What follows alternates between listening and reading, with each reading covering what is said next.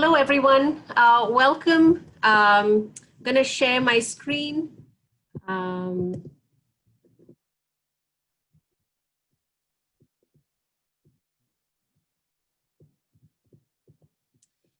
So welcome to the first of this webinar series.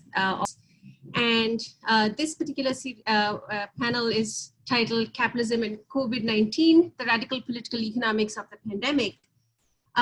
We are in a particular, so, for most of us who are attending this webinar, we understand that capitalism has taken on various, capitalism has undergone various stages, various avatars, and capitalism by itself is not monolithic. It's very, very dynamic. And this pandemic offers a particular moment for both capitalist forces. But in addition, we're also seeing a sort of gathering of or intensifying of authoritarian and fascist forces as well. And this is our attempt to try and understand what all of this means for us as both activists, as academics, and as people working sometimes in both the academic and the activist space. So my name is Sirisha Naidu. I'm Associate Professor of Economics at University of Missouri, Kansas City, also UMKC. I'm also a steering committee member of the Union for Radical Political Economics. URPE, as it's called, and I put up the website for URPE. It's an interdisciplinary membership organization of activists and academics, and its mission is to promote the study, development, and application of radical political economic analysis to social problems and the critique of the capitalist system and of all forms of exploitation and oppression. And so the idea is to construct a progressive social policy and a human-centered radical alternative to capitalism.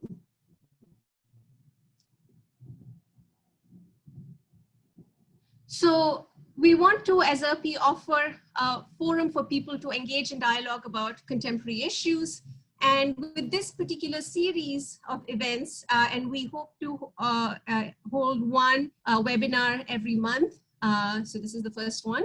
We want to strengthen connections between academic and activist work and deepen our understanding of the capitalist system that's both racialized and gendered, build alliances, and then mobilize people in terms of the political work that is already happening. So how can we provide that particular analysis that is required to be more effective in political and activist spaces?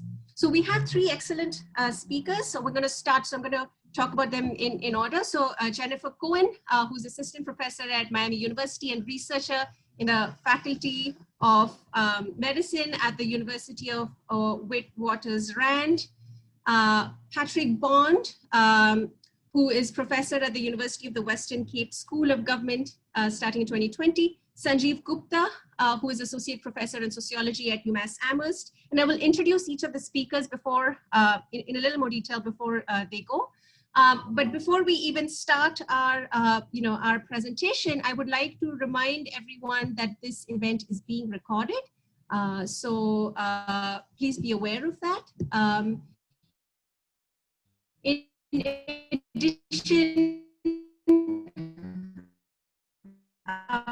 if you have any questions, please post your questions in the Q&A. We're going to, each speaker with their work, and then we're going to have about half an hour of Q&A.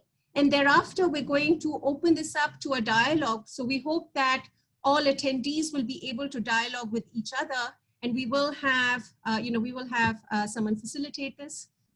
So if you have any questions, please post them in the Q&A section of, for those of you who are unfamiliar with Zoom, you should be, if you point your cursor at the screen, you should, that option should appear.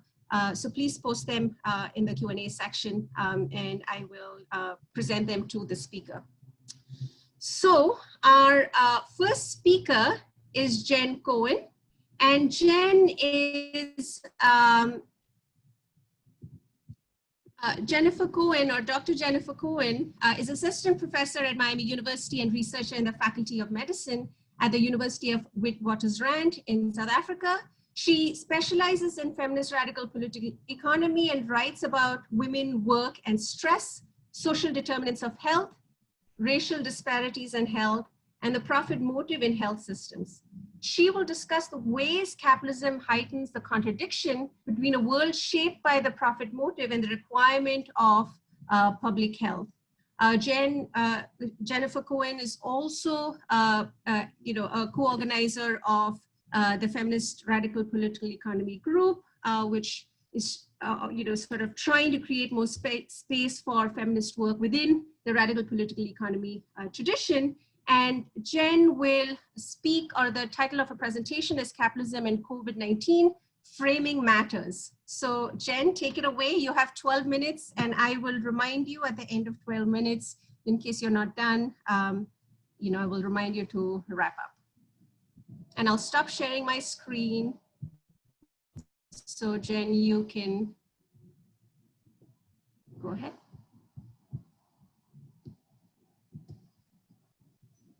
So mine should be up now. Thank you for the introduction, Sarisha. And thank you to everyone who had a role in organizing this, and to all of the participants that are here. And also I wanted to thank Jana van der Meulen-Rogers, who is a co-author on a paper that I'm going to draw from in the talk that I'm going to give today. The question that I want to take up is this question of framing the pandemic. There have been some journalists and some economists who've been talking about the pandemic as an exogenous shock. So as something that happens to the economy from the outside. I want to argue instead that we should be thinking about this as something that's internal to capitalism, that thinking about it as an external shock is ahistorical. And if we think from a historical perspective, we can see that processes of capital accumulation, also economic growth, are really tied up in the way that the pandemic has spread and played out. To go back to Marx just initially, Marx talks about the prospect of globally integrated markets, where he's saying that that capital will pursue profits, and profit-seeking demands global integration. But with global integration comes globalized health risk. But what's happening there is that the interconnectedness itself is not the problem. What's the problem is the capitalist character of that integration. And that's true both historically and currently. And that's what makes it a threat to health. And so I'm going to go through some examples, both historical and current, to link this together. So pandemic spread is related to how capital organizes production and reproduction through the division of labor. An example of this in the US historically is the smallpox epidemic. And most people in the US learn about the smallpox epidemic as something that came out of contact with colonizers and a lack of immunity among indigenous people. But that's only part of the story. A big part of the story is actually that smallpox spread along slave trade routes in the US South. So it was the enslavement of indigenous people into forced labor in colonial production that played a huge role in spreading smallpox. So the way that work is organized contributes to pandemics and the way that they spread. The way that work is organized also is related to transportation technologies that we have available. So historically with pandemics, they spread, or infectious disease, it spreads as quickly as people can move. So for the first 5,500 years or so of human history, pre-capitalist, we had localized epidemics or regional epidemics or pandemics that took years to become global. It's not until the Industrial Revolution that we have, I'm talking about pandemic influenza here, by the way, that's what the most information is available on. It's not until the Industrial Revolution that we have pandemic influenza that spreads globally within a year, and that was in 1830. By 1889, we have pandemic influenza that spreads from Russia to the US within 4 months along railroad lines and by steamships. In the 20th century, we see more rapid spread because of transportation technologies, but also if you look at the dates there, 1918, 1957, 1968, it's also military movement. In World War I, and in Vietnam. So the movement of the US military also contributed to the spread of pandemics. If we think about the current moment, the processes related to capitalism are still things that increase the risk and the scale, potential scale of pandemics. And that includes things like deforestation, factory production, industrial farming, climate change, urbanization and overcrowding. And I want to spend a minute talking about rural to urban migration, because the common story of this is that people move from rural areas to urban areas in order to earn higher wages. But what's really happening there is that this is tied up in the process of economic development, where you see increasing commodification of goods and services, which means that people need to earn wages in order to purchase them. At the same time, we see the destruction of social economies in rural areas, partly due to the industrialization of agricultural labor. So the process of rural to urban migration, which the outcomes of are urbanization and overcrowding often, that process is tied to economic development. This isn't like individual decisions of individual actors alone. So to bring the historical into the current moment, legacies of slavery, ongoing discrimination, historical gender, racial, and global divisions of labor are really deeply intertwined with this relationship, this two-way relationship between capitalism and COVID in terms of its cause and effects. One example of this is how capitalism creates and maintains racial and gender hierarchies through income and through the division of labor with disproportionate benefits to the dominant group. So I'm not going to go through each of these examples. I'll just mention the first one. In the first case, we see a widening gender wage gap in developing countries that happens as a result of liberalization, so of trade liberalization and of just marketization of economies, of integration into the global economy, which typically happens as a result of structural adjustment policies that are conditions on loans that countries take out from the World Bank and the IMF. But one of the reasons that countries take out those loans is because of the distorted way that production in the country has been shaped, often by colonization. So in this pandemic now, the last 50 years that we've had of neoliberal globalization as a regime of accumulation, of capital accumulation, of economic growth, really depends on women's, Black, Indigenous, and people of color's oppression in multiple ways in their paid work, right? And that doesn't even begin to touch on the dependency on their unpaid work. But all of that comes together in their health, because people can't do any kind of work if they are unhealthy. So the first takeaway from this is that the methods through which capital forcibly and unevenly integrated countries into the global economy continues to disadvantage populations that have suffered, while advantages have continued to accrue to populations that have caused suffering or benefit from it. Which is to say that the ways the capital organized and organizes production and reproduction, for example, through colonization, combines with systems of oppression to create the racialized and gendered vulnerable populations that are now suffering the worst impacts of COVID-19. So it shouldn't be a surprise then, the list of people at the bottom, that it's Indigenous people, it's poorly paid essential workers, it's unsupported mothers. These are the populations that are now impacted by COVID the worst. Another piece of this is that capitalism is an impediment to international solidarity at a time that it would be incredibly useful to have a global solution to this global problem. And it's an impediment both ideologically and practically. And on the practical side, we have profit seeking that incentivizes hoarding and price gouging and exporting, which we can come back and talk about in Q&A. And we also have had this political isolationism where we've seen increased barriers to trade and travel and migration. But health itself is a public good. It's a global public good. So we're only as healthy as each other. People in the first world are only going to be as healthy as people in the third world. People in the third world are only going to be as healthy as people in the first world. The global north and the global south are deeply connected, partly through immigration flows, which were largely established through first world capital to begin with.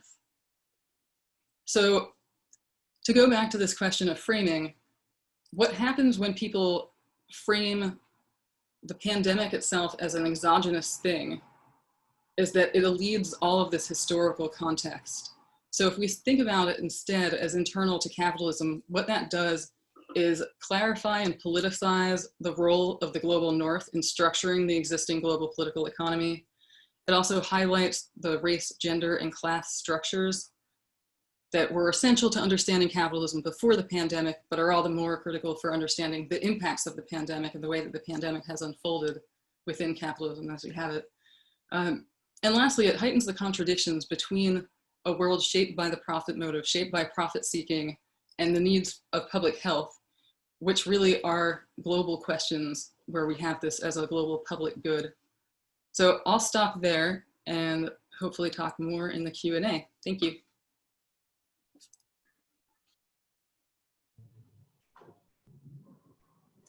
Thanks, Jen. Our next speaker is Patrick Bond. Patrick is a professor at the University of the Western Cape School of Government, starting in 2020, and he specializes in political economy, geopolitics, political ecology, social mobilization, and state-society relations and public policy. And Patrick, Jen, I'm going to can you unshare your screen? So screen.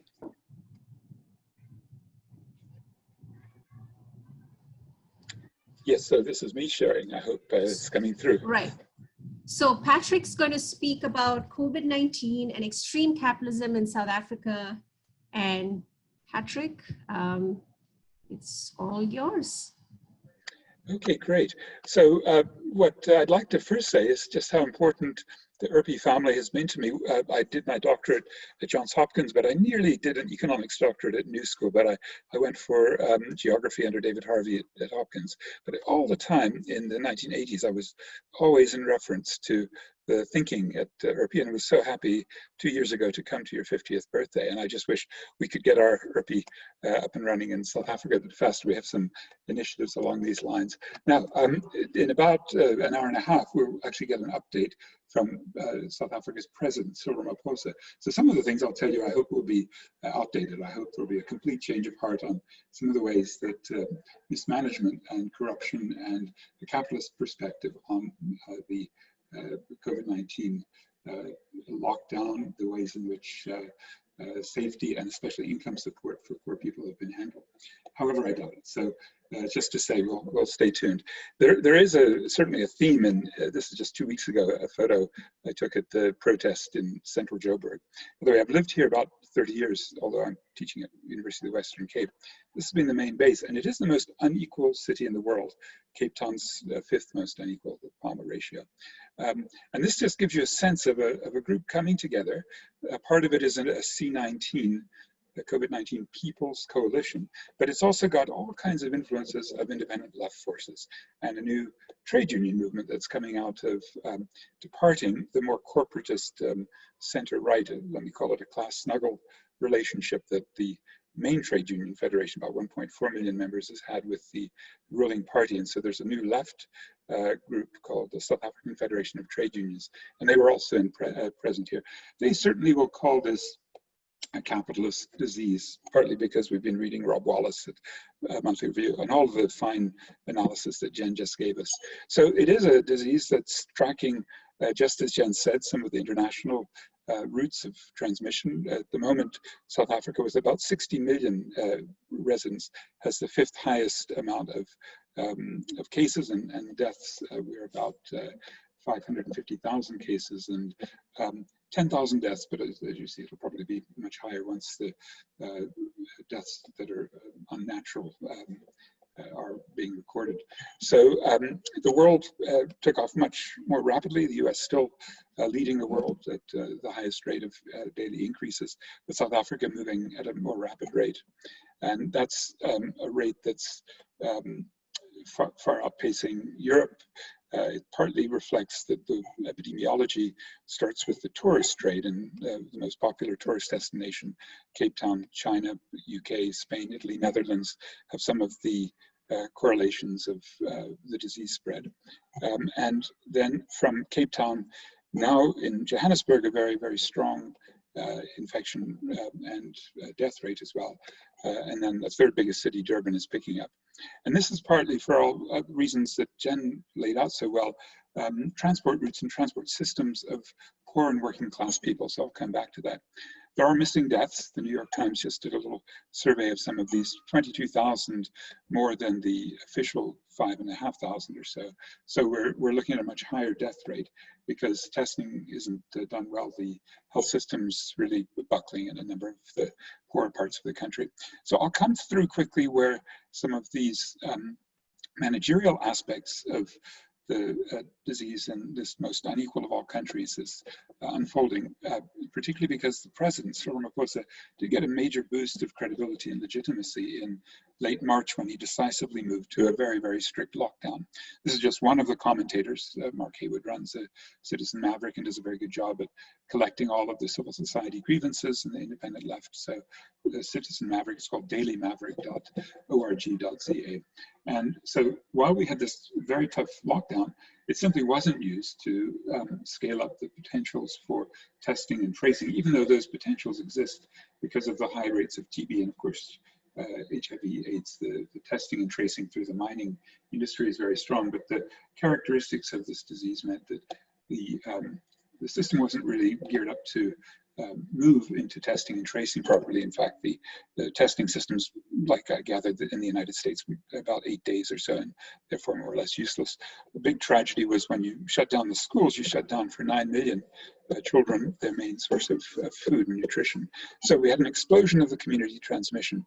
And I'll mention the taxi, the 16-seater taxis called combis, plus church congregations. And because this is one of the ways in which the pressure points within the society reflected the power of special interests. There are plenty of other special interests. So of course we can't talk about the South African state without talking about systemic corruption between public and private. There's a PPP system, public-private pilfering, sometimes plundering.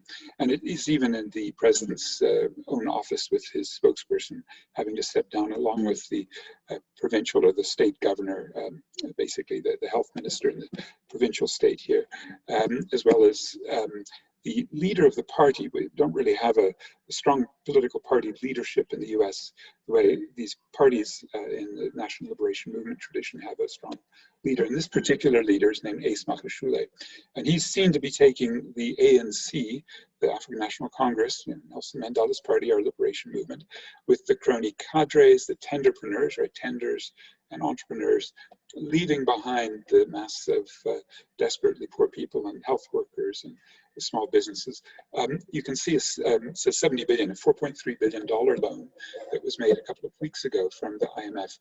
Very controversial, lots of wonderful debates that opened up the questions of, just as Jen said, the systematic uneven and combined development associated with international finance. So our financialization problem is quite severe, both the debt loads that I'm sure now it's getting into August, people are going to be suffering on their mortgage payments, their consumer loans in the US, but everywhere. For us, it's also a foreign debt crisis in the region of $160 billion of foreign debt. But it's also a financialization problem because we have the highest, it's the Buffett indicator, if you forgive me referring to Warren Buffett, the market capitalization of the stock market over the GDP. And South Africa has been, as a country, the highest. Hong Kong's a bit higher. And this goes along with these systematic crony relationships that have existed in a major way for more than a decade with, I'm sure people have heard of Jacob Zuma and his cronies. And what is interesting is that it is so shameful that the ANC leaders are actually beginning to confess, but it's very revealing that Ace Magashule, the leader politically of this ruling party with lots of corruption allegations behind him, also is able to turn, because South Africa's Transparency International corruption is 70th worst, but our corporate corruption, which he names at the bottom of this, collusion and tender fraud and bribery, illicit financial flows, illegal imports, misuse of tax havens, actually puts the South African corporate elite now this year, number 2 in the PricewaterhouseCoopers, PwC, the biannual surveys. India's just overtaken our bourgeoisie to have the number 1 corrupt corporate elite in the world. So when it gets to the needs of capital and their desire to have their workers come in the social reproduction system, it really is with the huge army of, reserve army of laborers who are at 50% unemployment at the moment. It really has been very revealing that, again, with Jen's argument about the epidemiology of transport, these combi taxis, these 16-seater taxis, are being pushed up to 100%. And yesterday, the leader of the main independent left union, the Metal Workers Union, really said, look, this is outrageous that 100% pack in instead of 50 or at least 70% was agreed to by the state and the taxi industry, who are sort of warlord type entrepreneurs. There are a half dozen that really control these for 15 million people who take these taxis every day. And it reflected that the fiscal policy was so tight, is so tight, that there's no space to give the taxis a little subsidy. And they're only talking about roughly $200 million to basically bring this capacity down. This is what it looks like in one of these taxis. And so the transmission here, I think, although the epidemiologists haven't reported yet, is really the core plus the densified housing, the shack settlements, the lack of clean water to do hygiene. So we've had this extreme spread through these sort of systems, which reflect how corporate elites really don't take any of the let's say the costs of social reproduction, and most of the medical aid system, which for the private sector entails about 14% of the people like myself at university, getting 50% of the health resources. So there is a fight back. Jen will be, since she's worked in the sector, not surprised to know that even the more conservative of the healthcare unions is trying to stop, because their health workers are also traveling in these death traps, right?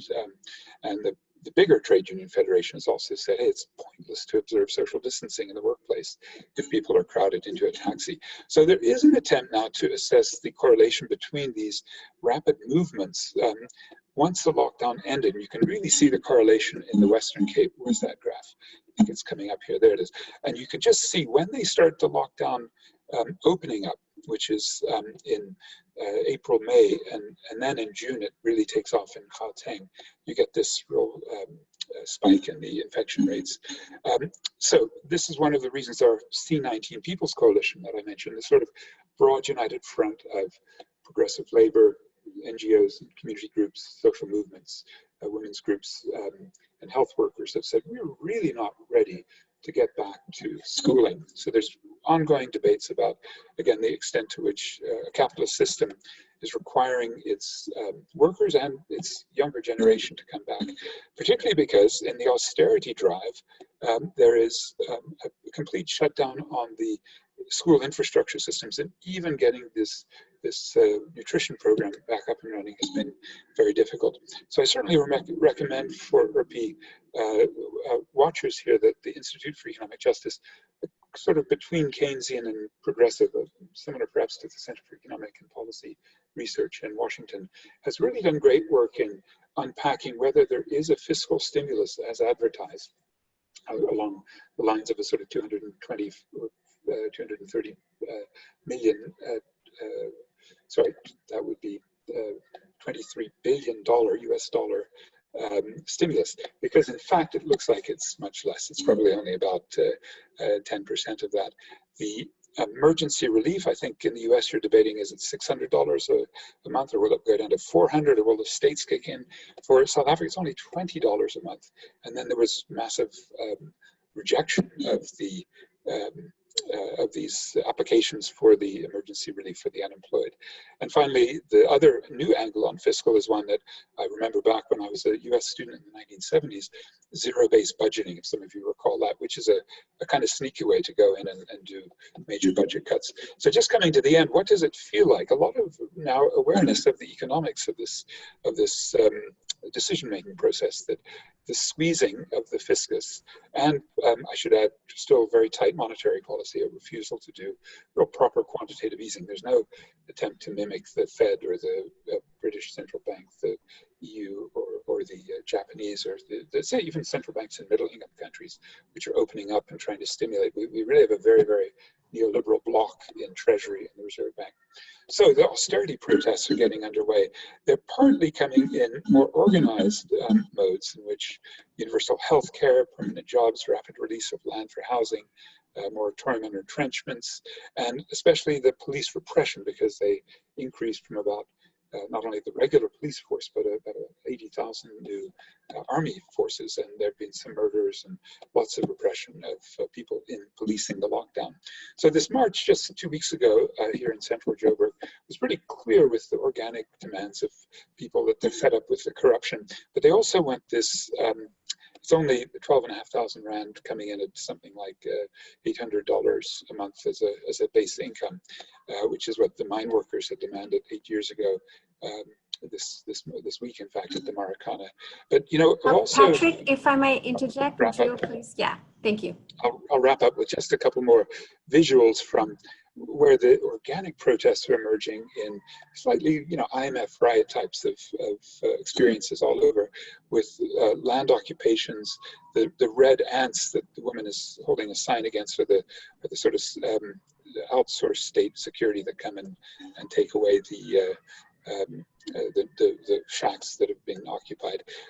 So these are some of the struggles. A women's march coming up on Monday. Lots of gender politics critiques of these police and army, and attempts to do mutual aid, which are very impressive as well. I'll wrap up with that, just with the signal that, yeah, it's definitely a spirit on the ground that coronavirus is capitalism. One of the better programmatic strategies to get beyond that would be something we could talk about later, perhaps, which is called the million climate jobs. But I'll leave it there. Thank you. Sorry about going a bit over. No problem, Patrick. Thank you very much. And our next speaker is Sanjeev Gupta. And Sanjeev is Associate Professor in Sociology at UMass Amherst with research interests in time use, inequality, and the welfare state. His recent research uses the American Time Use Survey to analyze differences in mothers' childcare time based on their education and earnings. But Sanjeev's also been an activist since high school. He is a member of the National Political Education Committee of the Democratic Socialists of America, the DSA. He also hosts a podcast called Socialism in the Time of Corona. And Sanjeev will be talking about the title of his presentation is Back to School in the Time of Corona. So Sanjeev, it's all yours. Sanjeev, you'll have to unmute yourself. How's that? Can you hear me? Sounds good. Thank you. Okay. So thank you, Sirisha and Eric, for inviting me, and to everyone who's made this event possible. The back to school chaos in the US encapsulates three radical features of our lives in the time of Corona. The first is the largest organized contraction of economic activity in not just US history, but I would say the history of capitalism. It is the economic equivalent of a medically induced coma. Here in the US, it has been especially contested across states and between government agencies. But overall, I'd say the state has acted as the executive committee of the bourgeoisie described by Marx in the Communist Manifesto. Capitalist states are experienced in stimulating economic activity and sometimes in reducing it for specific reasons, for example, raising interest rates to reduce inflation. But I think we should acknowledge their adaptability, especially in the US case, adaptability and flexibility here in this system-wide deliberate curtailing of production, consumption, and distribution across the board. So I would say this is radical. The state itself deliberately putting entire industries, including some pretty influential ones, at risk for the sake of preserving the system as a whole. And in the US at least, without an increase in outright repression, I mean, the police brutality in the recent protests, you know, you can see that perhaps as part of this or outside this, but not repression against sort of large sections of the population who might be protesting against the economic conditions of the pandemic. And actually quite the opposite, as Patrick contrasted the case in South Africa. At least on paper, so far we've had eviction moratoriums and significantly expanded unemployment insurance. All of this is going away unless it's reinstituted. But still, to state it in kind of narrow macroeconomic terms, the US has basically abandoned the avoid inflation at all costs strategy of the 1980s to 2000s, and now seems willing to do basically whatever it takes to maintain liquidity, and not just for the US, but for central banks really pretty much across the world. And we should acknowledge just how radical a departure this is for the US. All right, so that's one sort of way I would say the state has responded radically.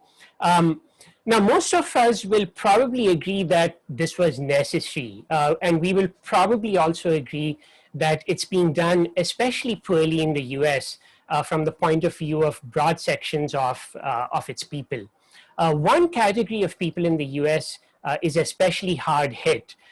These people are already economically almost completely dependent on others, and they cannot represent themselves directly. I'm talking about children. This is, of course, not unique to the US, but it is especially glaring in view of how wealthy the country is and how overall, there is a system of publicly financed education that's accessible to most people.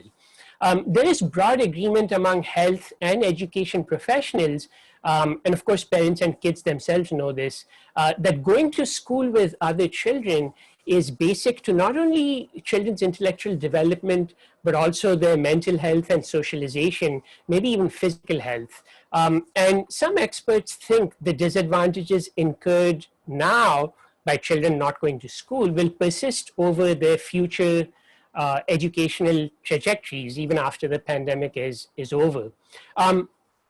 So I'm going to characterize this as the second radical feature of our lives here, in the time of Corona, the jeopardizing of the present and possibly future health of the children of all but the wealthiest 10 or 15% or so of families in the US. Now it hits especially hard the children who are already severely disadvantaged, even under the best of circumstances. So those from low income, non-white families, those with mental and physical limitations, who in the US we call special needs children. But what is radical here is the generalization of the problems of public education across the majority of the population. You have to be pretty wealthy to join the quote unquote pods of children who will get special in-person instruction, 4 to 6 kids at a time. The minimum cost I've seen is something like $25,000 for 4 months of this. That's out of reach of really pretty much most people in the US. And more generally, the pandemic has generalized the problem of finding quality and affordable childcare across the population, which has been so important for progress in gender equality in the US. After all, even those with the money to hire teachers and in-home childcare workers have to actually find people who are willing to take the risk. Teachers' unions across the US are already making clear their reluctance to take on this risk.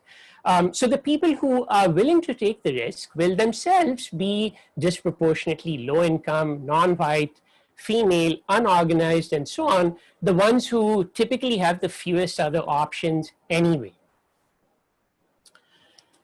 All right, so what might we do about this? And this is, I would say, the third kind of potentially radical feature or maybe outcome of the pandemic.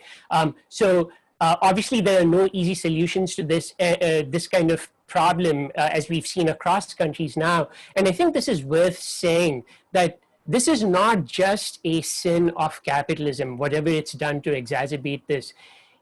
Any system, any form of government, if you have a situation in which people are physically at risk from being adjacent to one another, and sure, that's been made worse by travel and globalization and so on, but look, it would be the case really, I mean, in that sense, I would call it an exogenous shock.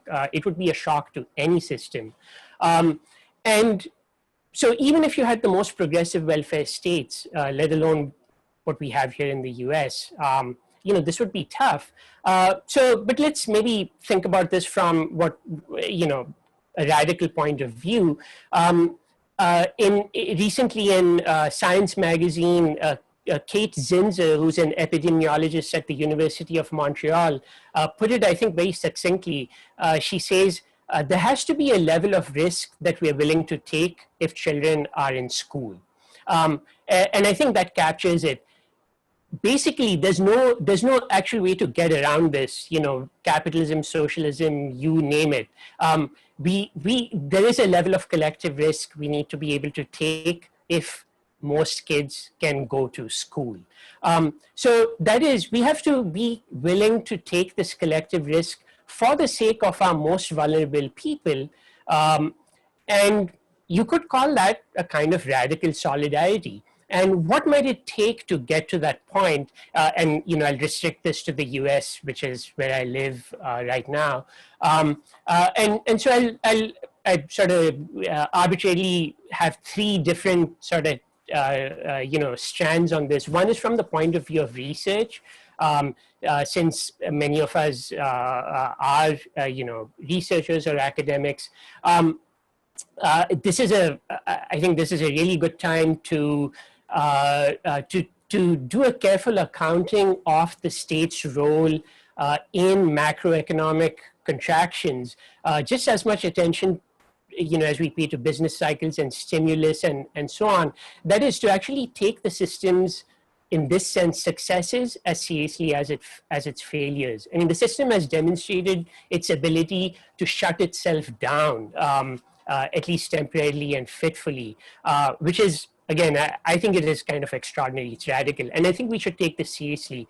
We should pay specific attention to how this has been related to school outcomes across regions and countries. For the US, I'd say even within states in the US. So that's sort of from a kind of a research angle. In terms of education, outreach to people, perhaps like ourselves, but also just, broadly. This also means that, this gives us another sort of line of attack against sort of the thinking of, the economy as somehow kind of doing its own thing. So we have a clear example now of governments all over the world and within the US, different states, very actively managing economic activity, not necessarily in good ways, but clearly being sort of very, very sort of, they're right in there, they're opening, closing, all of these things. It's by itself, so now we have, we can point to examples of states stimulating, production and demand, say during wartime, but also outside of that. And we have examples of states, capitalist states, doing exactly the opposite. So I think this is actually a very powerful sort of set of discursive tools to say, look, governments can actually do this. They're not at the mercy of the invisible hand or the market.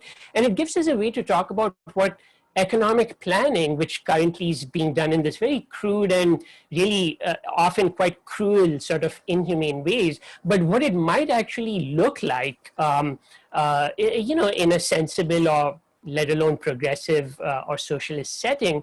For example, let's say that the next pandemic is on its way. This is increasingly likely, and let's say you can say, okay, it's 5 months down the road. Well, we have a bunch of tools now. You can start actually expanding unemployment insurance even before the thing hits. You can increase the pay of teachers and childcare workers. You could figure out, are you willing to declare, say, teachers and childcare workers essential? And then provide the protections and the supplemental pay and all of those things ahead of time. That is actually economic planning.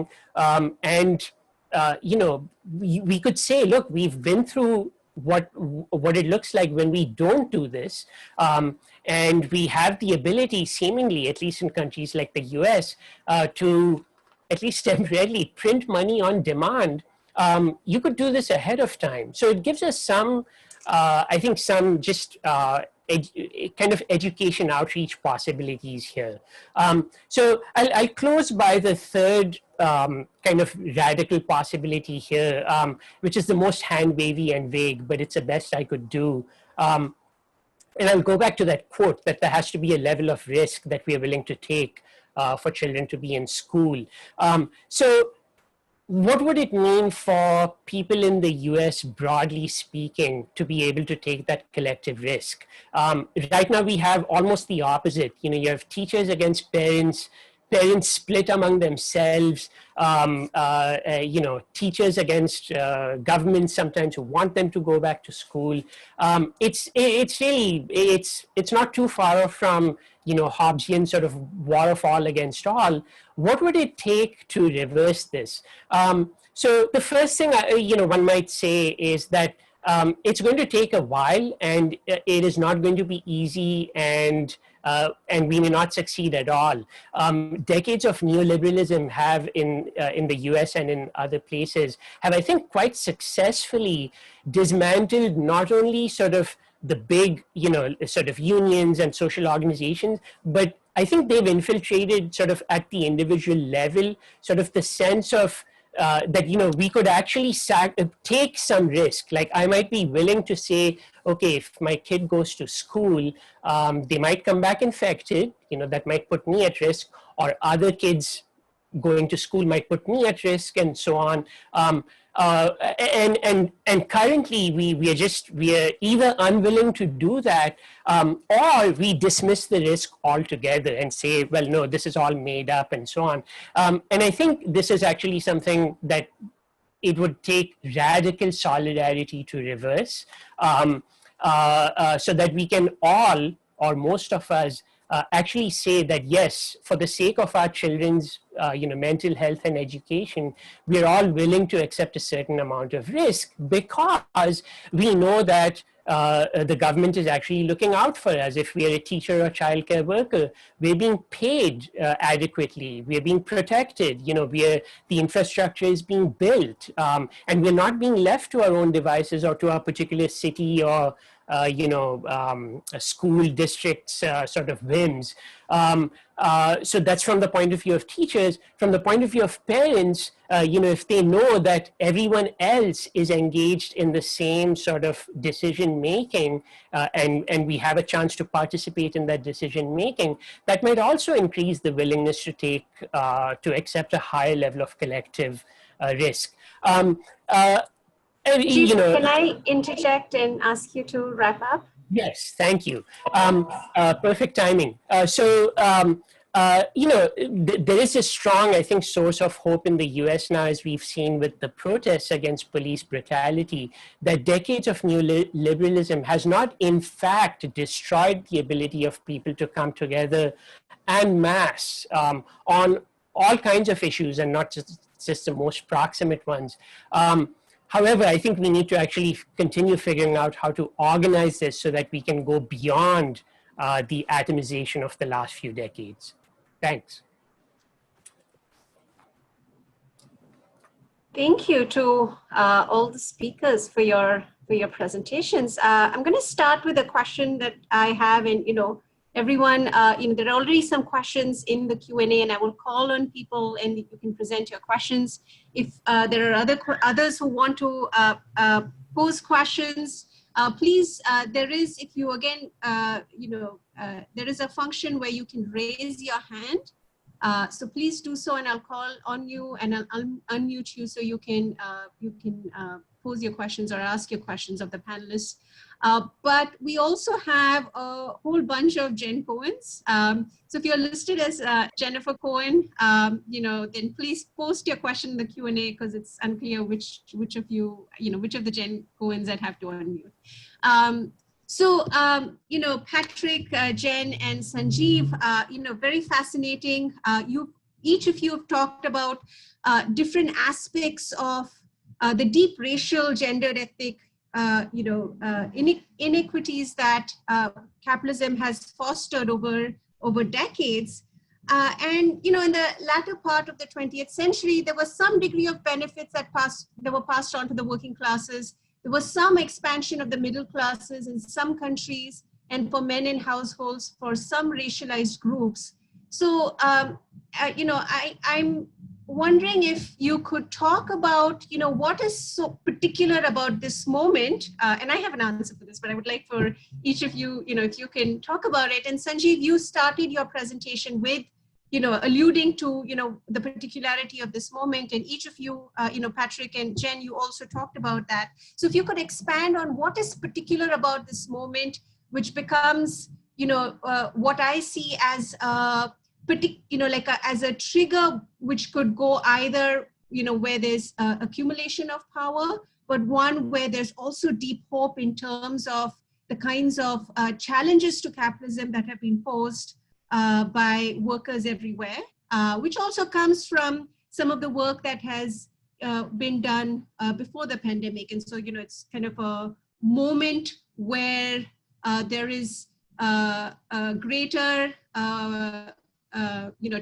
greater propensity to accumulate power by capitalism and capitalist forces, but also a moment where there is, the working classes and others, are posing challenges to the capitalist system, are thinking about mutual aid, are thinking about going beyond mutual aid, beyond, and challenging the political system, even though, there's sort of disparate right now. So I'm wondering if you could expand on that, both the accumulation of power, the moment of crisis, of reproductive crisis, but also that being a moment of a challenge to the system. Jen, would you like to go first? Sure. This is a great question, and one that I've thought a lot about personally, and in my own work during this time. I think one of the things that Sanjeev mentioned that I think is a really important one is that there was a mass political movement of people who shut down activity, external productive activity, and inside households where people have them, did reproductive labor.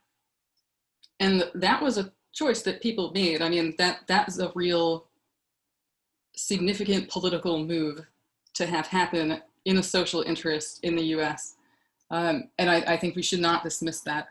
And it, speaks of potential for there to be more socially oriented, positive moves, which I'll come back to.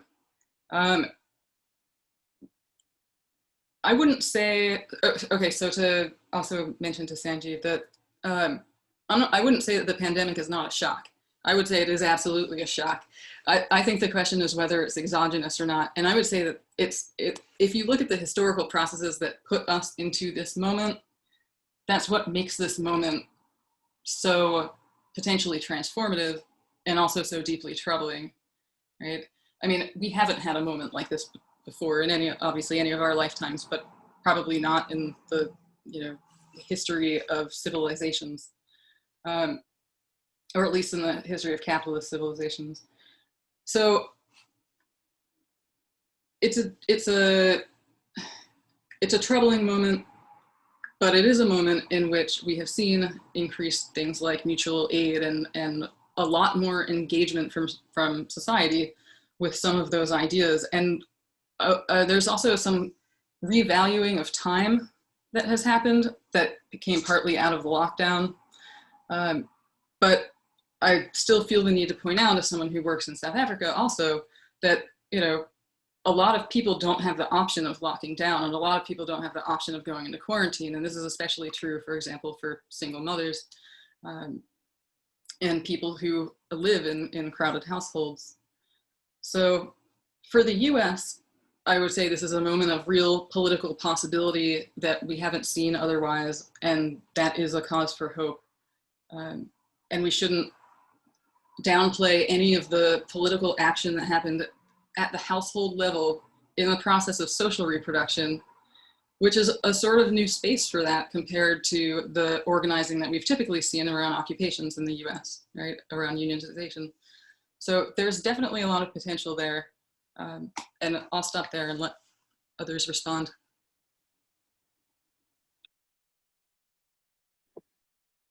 Do you want me to go next, just to keep the order?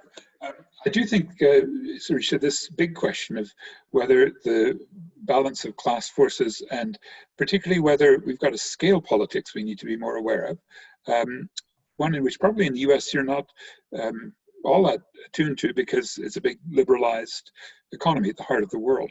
But if you're on the periphery, or let's say South Africa is, I would technically call this country located within, you know, the BRICS, Brazil, Russia, India, China, South Africa, a sub-imperial layer. We can get into why that phrase might be appropriate, because Monthly Review next month will be publishing in English the works of Mauro Marini, the Brazilian who, you know, theorized these internal superexploitation, but the deputy sheriff role of a country like South Africa. And that brings me to why, Sarisha, our capitalist class is very tricky. It's moving its wealth as fast as it can out. And that makes the argument about the character of the crisis more acute and urgent, because it does mean that many of us would go back to John Maynard Keynes in the Yale Review in 1933 to advocate for closing our borders to finance, of course, import substitution. And that's beginning with especially the PPE and some of the, you know, sort of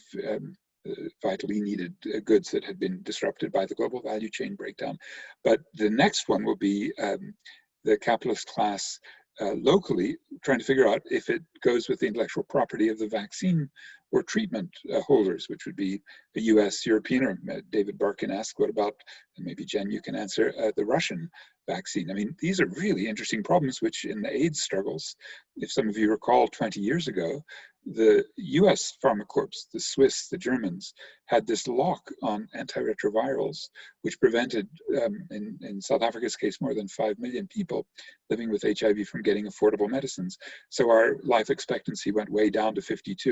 And it was quite an anti-capitalist feat. I mean, probably, I can't think of anything more in my lifetime, to take the intellectual property away from Big Pharma and make these antiretroviral medicines generic. They're made here in the Johannesburg area, they're made in Harare or Kampala, they're made all over, because, you know, the Indians have a genius little replication system, their company called Cipla. And those are, to me, the politics that Keynes put forward in this 1933 Yale Review essay, where he said, I'll just quote you, there are certain things that of their nature should be international.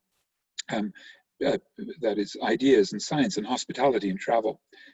Political solidarity, we would add to that.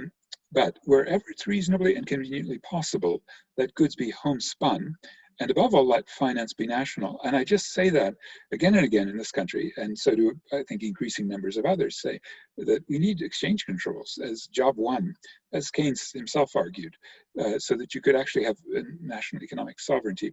And that's because our capitalist class, Sarisha, to get to that question, what is the nature of this opportunity? It is running, and it is from all of these emerging economies. We had, you know, there's an UNCTAD report that showed unprecedented outflows in March, April, May. And that outflow, for example, the biggest single company in South Africa is the company that owns a third of Tencent, which Donald Trump has just chopped by knocking out WeChat, right, which is their main product, along, you know, with their sort of Facebook and Twitter equivalents in China. But for historical accidents, South Africans own a third of it. And they've just moved that to Amsterdam a few months ago. With it, outflow of profits, dividends. So we have a, you know, potential longer term current account crisis. This Afrikaner outflow follows the English-speaking capitalist outflow. They're the names you'd know: De Beers Diamonds, Anglo-American Gold, South African Breweries, which is now owned by Anheuser-Busch.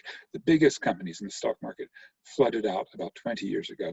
And now there's only really black economic empowerment money, the money of the likes of our president, Cyril Ramaphosa. And whether we can do what, you know, everyone's always thought was needed in Africa, identify a national patriotic bourgeoisie and work with them in some popular front to establish the terrain for accumulation, is a very interesting question. Many of us on the left have never found that, never found any hint anywhere really in Africa. That's what makes Africa so systematically underdeveloped. Frantz Fanon wrote about, you know, in The Wretch of the Earth so long ago. But it is very interesting to ask, well, if we can get the exchange controls and nationalize the health service and get a not just national health insurance, but move towards nationalizing health, then really take on finance. That's the agenda of the second biggest federation, 800,000 member South African Federation of Trade Unions. So if you want some of that programmatic, you know, socialist transitional analysis, saftu.org.za, saftu, saftu.org.za. But finally, the major dilemma is that we've got a prestigious national liberation movement, which, like many on the continent, have lasted through all of the scandals, all of the internal chaos, the corruption, the centrifugal forces tearing that party apart. The prestige is still there, and there hasn't been a left alternative aside from one smaller party, the Economic Freedom Fighters, getting about 12%. And I think that ultimately, like everywhere, will be the determinant. The scale politics I mentioned will still be taking the national state, getting a political party up and running. And all I can say now is that what had been a boost to the ruling party's credibility, with Ramaphosa acting firmly to put the lockdown, has become its inverse, the reverse process, with all of the corruption, all of the incompetence, and the you know, benefits to big business of this whole process. So COVID-19, in short, is making a much more amplified version of all the most extraordinary contradictions in the most unequal society in the world. Keep an eye on us. Thank you, Patrick. Sanjeev? So Seisha, if I'm remembering and understanding your question correctly, so you know, with respect to the accumulation of power, one thing I would say that has struck me is that about the as this goes on is that it's really it should force us to pay attention to splits in the ruling class. And not only the sort of capitalists as a whole. And, you know, and if anything, the degree to which the conflict now has been intensified with, and I don't pretend to have some clear sense of who maps onto which political party, but you actually have the political party currently in power, essentially threatening to remain there even if it loses an election, or question the legitimacy of an election. So I haven't, in my lifetime, seen that kind of threat to just basic bourgeois democracy in the US. And the opposition to that is going to come, I think, as ferociously from other sections of the ruling class as it is from, you know, so all this is to say that I'm not actually sure that this is about the capitalist state accumulating power. I think for the US at least, it is actually a crisis of governance that is going deep enough that it might split this class into a bunch of different pieces with visibly different interests. You know, on the other side, I don't have the sense that the broad majority of people are actually organized enough to do much more than, at the moment, than to align with one of these, you know, sort of sections of the ruling class during the split. So, you know, we've had such tremendous, I mean, economic inequality before the pandemic, but then now, you know, there was this talk about like rent strikes and, you know, all sorts of strikes in warehouses and so on. And a lot of that has happened, but it hasn't actually coalesced into anything that looks like a national movement. The thing that has coalesced and continues to have some vibrancy is the struggle against police brutality. And that, as some people have sort of argued, actually has brought in a lot of these other concerns at a moment when they don't have their own independent sort of ways of asserting themselves. So this is all to the good. I think this is the most significant challenge, but it's also weak in that, for example, right now it's a little quiet. I mean, pretty soon another cop is going to kill another person. I mean, that's inevitable, and so it'll happen again. But it's a little tied to these, these events, and it hasn't to me. And there's a lot of controversy even in the organization that I'm a part of, DSA, on this. So the thing I can say most confidently is that if you're really interested in sort of being on the other side of this, and not just being a pawn of one section of the ruling class or another, if you're not already a member of DSA, come and join us. There's like more than, 70,000 of us now, growing, aiming for 100,000. So help us figure it out. Thanks, Sanjeev. So there's a whole bunch of questions in the Q&A portion, and I'm going to call out on people, and I will try and unmute you, and please keep your questions short, and I would request the panelists also to keep their answers short so we can get through the whole bunch of questions. So Martin, you had a question. Would you like to pose that? I just unmuted you, I think. Yes, I wondered if there were data or statistics about illness and death by income level. I know we've heard anecdotally, but is there actual data? Is anybody tracking that in any way? Thank you. Thanks, Martin. I'm going to take about 3 questions and let the panelists respond to the questions after that. The next person with a question was Timothy Havel, but it appears that he has dropped out. David, you had a question. David Barkin? Yeah. I just unmuted you. I have 2 questions. One that Patrick mentioned, and here in Latin America, there's been a lot of space given to the Russian vaccine, which involves a different technology, a different epistemological approach to confronting the virus, and obviously a different economic model in which the Russians are offering to co-produce the vaccine with Latin American countries. So my question is a technical one, and what is the reaction in the countries that you're in to this? Judging by the press in the United States, it's been given very little space.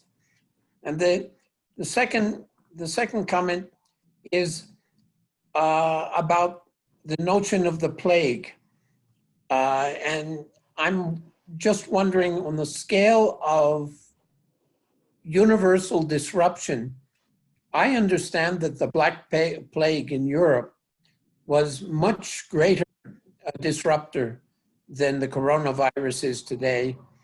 It's more easily measured today. But 1/2 of the European population, I understand, was exterminated by that. And it was obviously, it was not class neutral. I'll just leave it there. Thank you, David. Nicholas Jackson, and then we'll allow the participants to respond. Nicholas, I unmuted you. Oh, thank you so much. So I'm very interested, Patrick, you brought up Rob Wallace's work. And in his Big Farms Make Big Flu, I'll just read very quickly a quote from him and ask for replied. His quote, "I was surprised he apprenticed himself to learning the dark arts of the political economy of pandemic research. Ostensibly, such practice aims at honing self-defense, but he basically took the initiative instead of pinging dumbly from grant to grant like a good little researcher, and it makes one more the target. Basically, it was very difficult for him to get into the academy because of the nature of his epidemiological work, and I'd like to hear more about his work. Thanks. Thanks, Nicholas. Why don't we change up the order? So Patrick, would you like to respond to any of the three questions or the three attendees' questions? Yes, so just that last point, and I've been typing a little bit of, back and forth with the comrades who are interested in international finance and South African conditions and so forth. But really, it's great, Nicholas, that you raise whether the work of a Rob Wallace, and please do read his MR essays, and there's a new book as well, but the openings in academia for critical Marxist and political economic reasoning, I think are enormous. Now, my first job was actually working at Johns Hopkins Public Health School, and so that's the, one of the 2 or 3 premier bourgeois reproduction sites for medicalizing major public health problems. And I happened to work with Vicente Navarro. And it was an extraordinary moment to see in the 80s and well, really mid-90s when I took that job, that with Jesse Jackson, with the sort of move to single payer, just getting up and running, there was a bigger and bigger opening to do these big macro stories in which political economy can be infused into each of these fields. And it does strike me that this is where being in an economics department may be one of the major dilemmas, or for Rob Wallace trying to be narrowly into a discipline. This is the moment to really question disciplinary boundaries and to see whether the kind of work that the family of URPE does will spread out and whether we can transcend just economics departments. I always thought it was a bit of a mistake for so many good radicals to be based in departments of economics where, okay, so Sanjeev will agree with me, right? As a sociologist, Jennifer's been an economist, but it really is an opportunity to say that this bigger perspective, the political economy of the zoonotic diseases that Rob Wallace has pioneered, really does have a space these days. And there, I think, working more closely with students in our society, the Fees Must Fall also demanded a transformation of university knowledge. So we got free tertiary education for about 90% of the people through big protests 3 or 4 years ago. But part of the unfinished work is to keep radical thought going. And that's why I think an URPE is a great scene. I'm going to be joining you every month, and I hope we'll learn more about where the work of Rob Wallace and so many others, Navarro, will continue to filter through. Great, thank you. Sanjeev, would you like to go? Yeah, I'll just, the question about relationship between COVID mortality and infection rates and income. So as you might imagine, the data requirements for actually figuring that out are pretty extreme, and it'll be a while, I think, before good reproducible studies start coming out. I'll drop a link in the chat to one study that's based on Medicaid billing, and that does suggest that people with lower incomes, based on their high use of Medicaid, are worse off, which really wouldn't be surprising. But that's the only study I've come across at the individual level. There's aggregate, you can look at infection rates by region, by county, but it's not clear cut. I mean, the initial places hit hardest, like in New York, in the New York area and so on, weren't necessarily the poorest ones. It's the most concentrated, but they're concentrated in all sorts of ways. But then over time, after a few weeks, it became clear that the worst hit areas are in fact the areas with the poorest people. So there's that kind of ecological evidence. So I'll just put in the link to the Medicaid study. Thank you. Jen? Yeah, so also on the question of data, so that's Martin's question. I don't know if you're only interested in the US or not, but there's a really excellent study by the NHS in the UK that has 17 million people in it. It's just a study basically of the entire NHS. And that's called Open Safely. And part of what they did in the study, it's not individual income level, but it's a very localized unit of analysis geographically. So it's a strong indicator of income. And part of the findings were that all of these very comprehensive social determinants of health data don't explain the racial disparity that was seen in the UK. So that's a really good study. It's definitely worth looking up. For David's question on the Russian vaccine, I'm an economist. I'm not an epidemiologist, and I am not a vaccinologist, but I know that that vaccine hasn't been through a phase 3 trial. And the risk from a social analysis perspective of introducing a vaccine that we don't know is effective or safe because it hasn't been through a phase 3 trial is dangerous, because then you have people who already are skeptical of vaccines potentially further distrusting vaccines. So I think the phase 3 trial is not something that should be skipped with any of the vaccines. And you mentioned that one operates on a different mechanism. This is also true of the Moderna one that's in the US and the Oxford AstraZeneca one, which I know is being tested in, I believe, Brazil now, but for sure in South Africa also. So those are all running on different mechanisms. We shouldn't skip phase 3 trials to demonstrate efficacy and safety, especially in the US where we have lots of people who are already skeptical of vaccines. So that's my take on that. Thanks, Jen. There are a couple of questions from Jennifer Cohen, who is, or not the speaker, Jennifer Cohen. So I'm just going to read them out.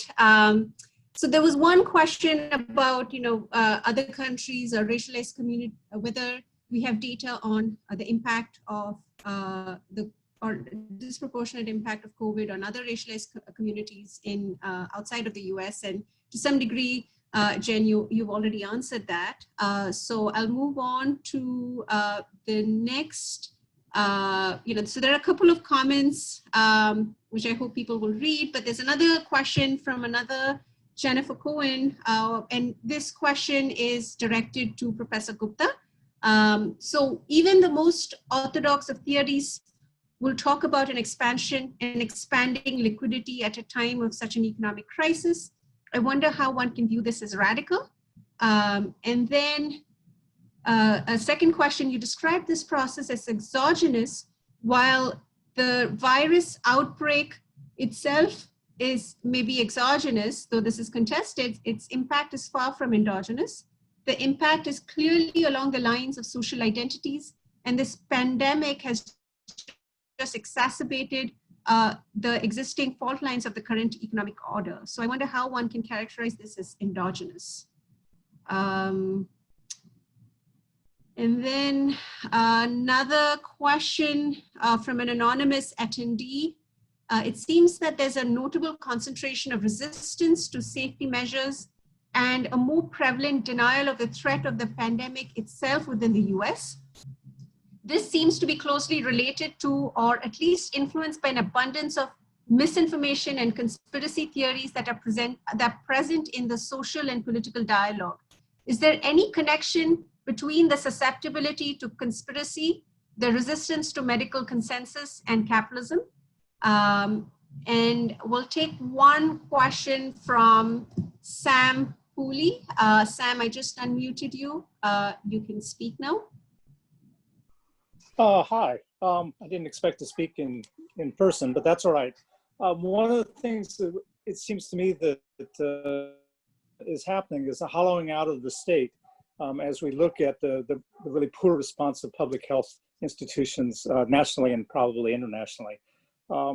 And at the same time, there's the financialization of health in general and the role of pharmaceuticals and so forth. And if we look at it in a sort of a short-term historical perspective, it seems to me that this is a symptom not just of the failure of the reproduction of capitalism, which it is, but also of neoliberalism and the view that you can marketize practically every component of US society. So I'll leave it at there for anyone who wants to comment on what's essentially my comment. Thank you. Okay, thank you, Sam. Sanjeev, would you go first? Sure.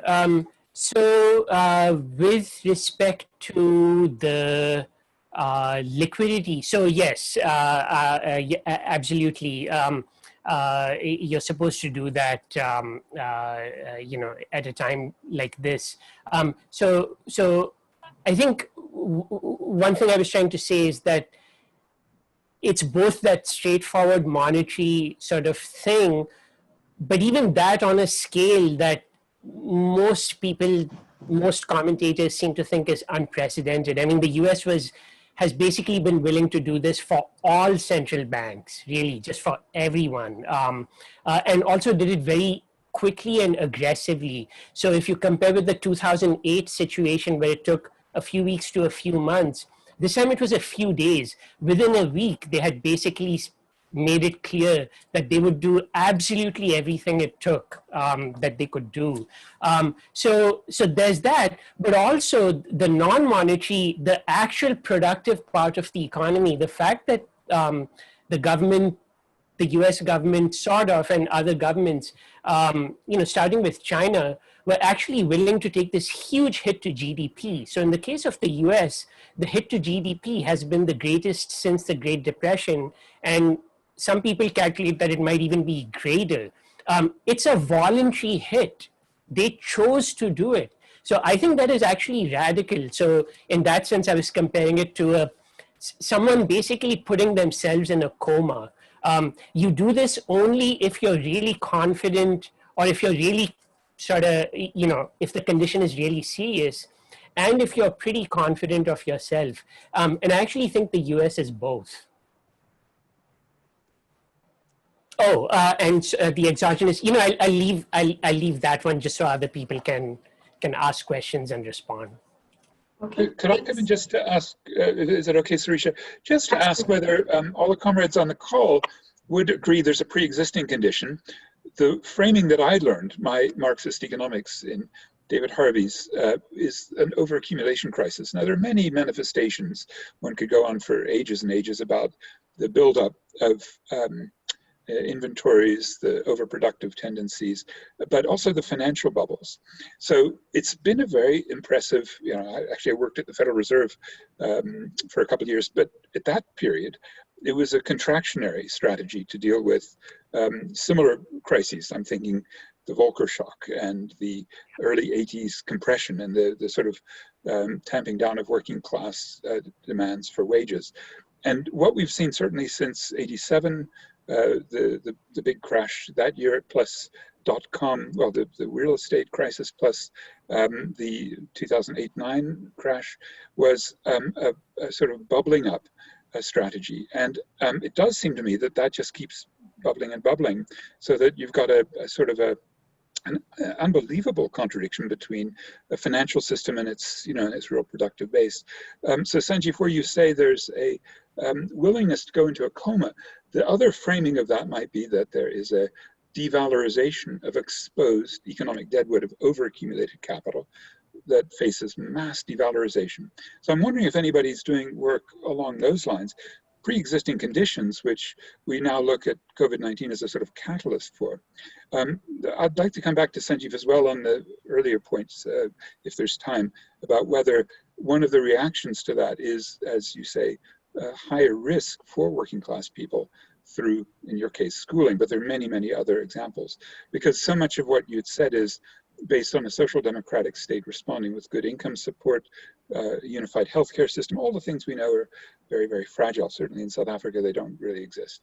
And it does seem to me the devalorization of overaccumulated capital from above, like a kind of Polanyian marketization and commodification and squeezing and austerity that hits poor and working people so hard, is being met in inchoate ways right now by a double movement, by coming from below.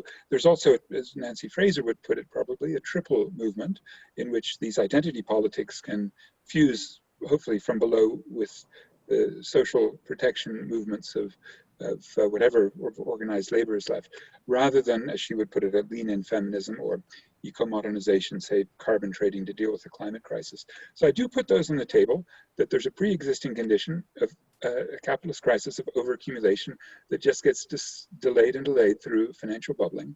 And that when it does hit, you know, when we've got this devalorization, it is the very weak and exposed poor and working masses, the environment, those who are vulnerable. Paddy Quick mentions the elderly, who we have to have some unity to fight back from. Does that framing make sense? I don't know, over to Jennifer on that. Yeah, Jen, go ahead. I think that framing is really interesting. I mean, certainly pre-existing condition applies to the multiple kinds of crises that we have, right? I mean, there's a crisis of social reproduction that we already knew was in contradiction with the profit motive to begin with, which sort of, so I'm going to take us off track from that a little bit, because I want to talk a little bit about Sam's question about the hollowing out of the state, but then maybe we can get back to this because I'm sure Sanjeev wants to respond too. Part of that pre-existing condition has been this increasing marketization. And what's happened is that, you know, there's no better way to make it look like the state has failed than to undermine what the state has the capacity to do, and then say, look, the state was bad at doing this, right? So, I mean, the hollowing out of the state and the real political unwillingness and really overt political willingness to not respond or to passively sit back while what appears to be effectively a genocide against a bunch of really poor off people who are the essential workers is a real, that is a state response, I guess is the answer. That is the state response. So one of the things that I've talked about in terms of solutions to this, there's actually an idea from these private hospitals that are closing because they can't do elective surgeries right now. And so private hospitals have closed. This seems like an excellent opportunity to nationalize those hospitals and start training a massive cadre of health workers out of this large pool of people that we also have who have lost their jobs. Our healthcare needs are going to continue expanding. And there's an excellent piece by Greg Gonzalez and Amy Kapczynski in the Boston Review, where they talk about a politics of care. And I think that's, so they take the perspective of a more ground up mutual aid sort of angle on community health workers. So from their side, we have like an immediately available, ready to be mobilized group of people who could be health workers. And I study nurses, so I'm thinking of training nurses and doctors in these hospitals and training epidemiologists. I mean, in terms of you know, New Deal type funding, investing in education of healthcare workers right now would be an extremely good idea. And now there's these empty hospitals potentially where that could happen. So that's one response that I think would be, you know, some reversing of hollowing out the state and something compatible with the kind of planning that Sanjeev talked about also. I'll just very quickly say to the anonymous person that asked about capitalism and conspiracy and resistance to medical consensus, that I would really love to see a study on that. The only comment that I have to respond to that is that, you know, there is the sort of rampant individualistic thing that comes with neoliberalism and methodological individualism in economics. And that some of that resistance is a resistance to doing something in social interest. And so that, you know, imaginary of the individual probably plays some role in it. Thanks. Thanks, everyone. We still have a whole bunch of questions, but I know we're also, it's pretty late for Patrick in South Africa. And if the panelists are able to continue, there are still questions. But in any case, I do want to let everyone know that we have a dialogue portion. So we do want, we will, as soon as the Q&A session is over, we will switch to a portion where people can dialogue with each other. And I will sort of announce that when that happens. But yeah, if Patrick, Sanjeev, and Jennifer, if you're still up for questions, there's definitely questions to ask. I want to call on Sadie De La Rosa, who has her hand up.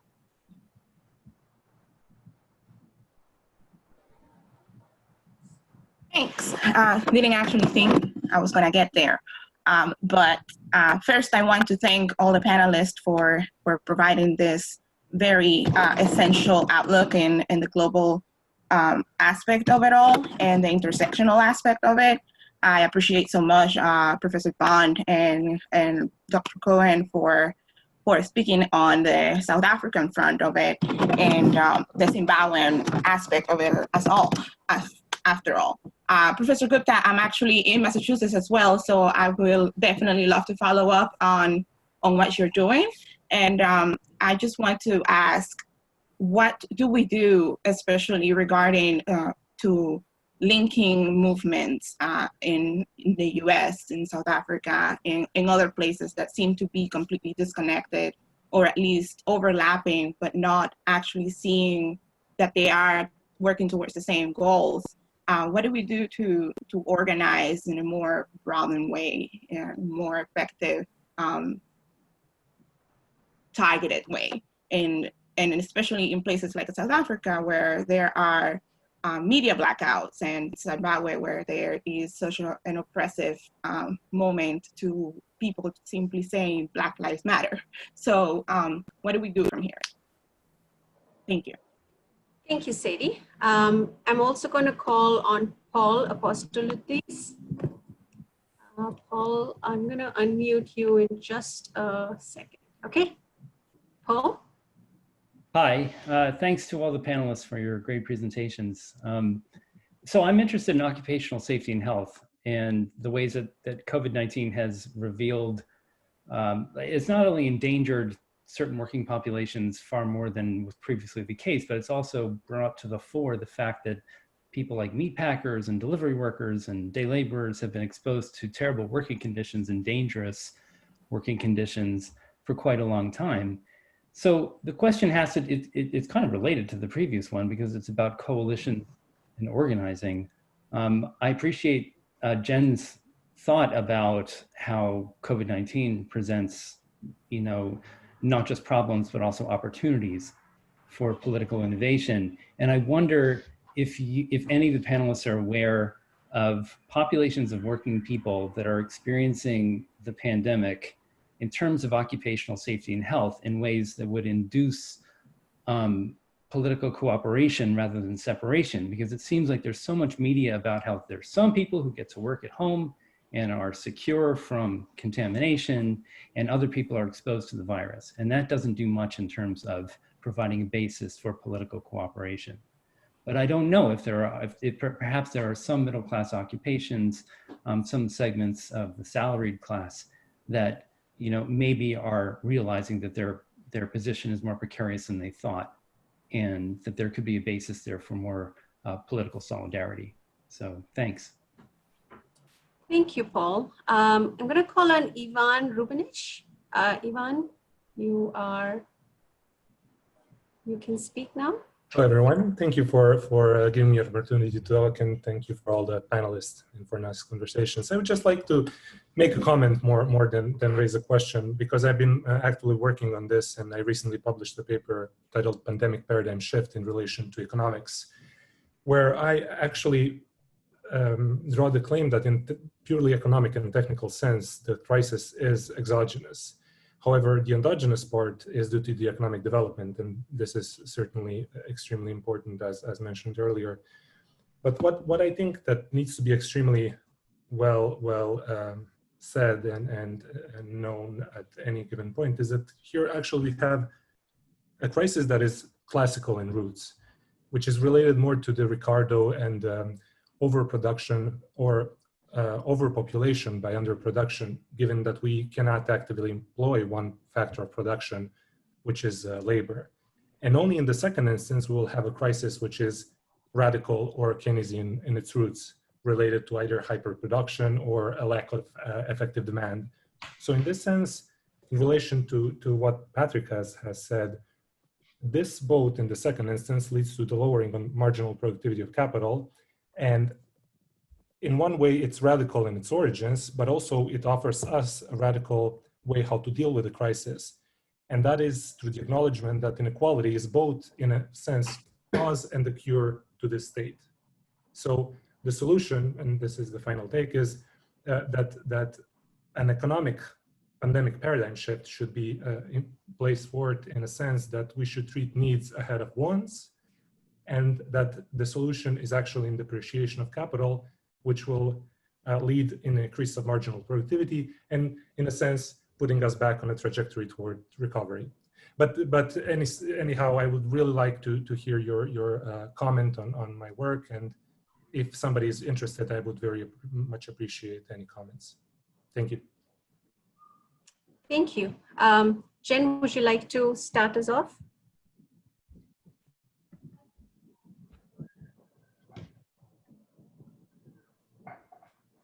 Thank you for the questions. In terms of coordinating groups, which I guess speaks to both Sadie and Paul's questions, I don't know things that are happening in the US yet, but I anticipate that teachers and people in higher education are becoming increasingly aware of their roles as workers.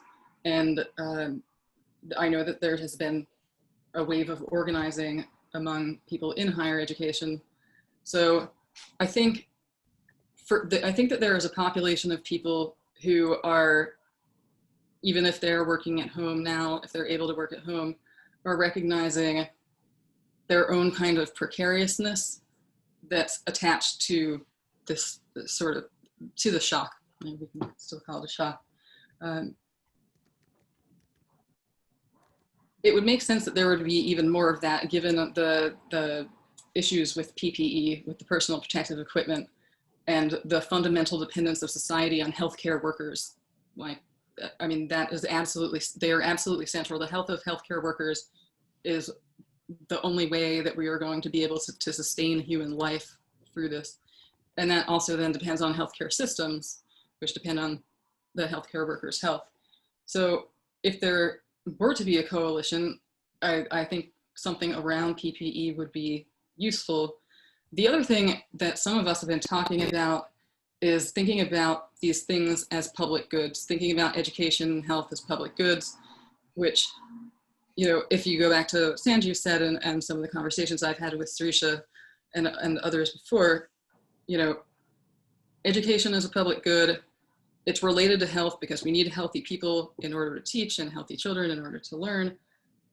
And you need, you know, well-educated people to have a future that we would want to live in. But I would argue that that is really compatible with some of what Ivan has said in terms of shifting the priorities and moving from a profit-centered, profit-maximizing economic system into a well-being maximizing political economy. And there's a feminist plan for recovery that came from the state of Hawaii that might be worth just checking out if you're interested in that. So I'll pass on there. Patrick? Yes, would it be useful for me to just try a couple of things here with you comrades? One is that 2 years ago this week, Samir Amin died, and what he'd left us was an extraordinary legacy of doing, I think, what Saidi is seeking, which is the linkage of issues across space and scale. I mean, he was exceptional in the breadth. I think many might have disputes about the dependency. There, but he opened it up into a bigger theory of uneven development, labor, ecological processes, before he died. I think if you see Monthly Review reproducing his last works, his books last year or so, you'll be impressed. A year ago, we actually had a Globalizations journal special issue where we tackled whether, Saidi, this question of whether an organic intellectual, because Samir came from, you know, the middle class in Egypt, but he really did commit with his whole career based in Dakar, Senegal, first in the UN, but then setting up institutes and networks. I think there's only one person that kind of has pulled that legacy forward in a similar way. That's Vijay Prashad with the Tricontinental. So please, if you don't know Vijay's work, have a look. It's exceptionally rich in linking these issues. There is also in Samir's tradition a network from Hong Kong, from Lingnan University, run by Qinshi Lao, called the Global University of Sustainability. Again, the same people, the same spirit. But let's just think of very quickly 2 last points here, because Jen asked on the typing there, what do we do about this crisis of overaccumulated financial capital? So one thing that we saw occur was a 3-year delay between the crash of 2008 in September and Occupy. And then we saw with Occupy anarchist autonomous politics that refused organizational form, democratic self-management, and even programmatic demands. And I think we all learned, I don't know if what comrades here feel, that that isn't adequate, that we need to be faster and more coherent and more ideologically clear and more programmatically urgent, right? And where BLM is doing this so beautifully at the levels of, you know, demanding defunding of police and tearing down statues, getting really good, you know, urgent sort of messages. You can get out there and change the power relations immediately. And the second thing, so I want to say Occupy is what we don't want to do, Jen, in responding to this overaccumulated financial capital, bearing down on homeowners or student loans and consumer debt and everything else. The second thing, though, is the global scale, because Saidi was saying, where do we go with the global linkages? And we did again, 20 years ago, start something, the World Social Forum, which then quickly became NGOized and apolitical. In fact, they refused genuine politics within the WSF, the organizing committee. That process is under questioning again, and there is I think a heroic effort underway in the international committee, as I understand it. I'm not really in the inner circles, to try to question whether we can't do better the next time we get this WSF type of linkage of the movements, and not just Oxfam partners and NGO Olympics type of WSF. Whether that helps with some of the others of you who'd like to see more, for example, Ivan, of a coherent global scale economic response to a capitalist devalorization, and then maybe they want a V shape, maybe it will be W, because we're going to see many more episodes of the pandemic uprising. Let's at least be thinking about whether there is an optimal organizational form. Maybe it's actually the 30s, and the US had such an interesting set of relations between the Communist Party, 2 socialist parties, and a Comintern and international anti-fascism. So I don't know if you comrades in the States are thinking about what you learned from that, but it may well be that some of the extraordinary successes in connecting the dots and linking internationally can be developed. It may well be time to think again of a party, but now over to Sanjeev, who will make the case that that party already exists, the DSA, right?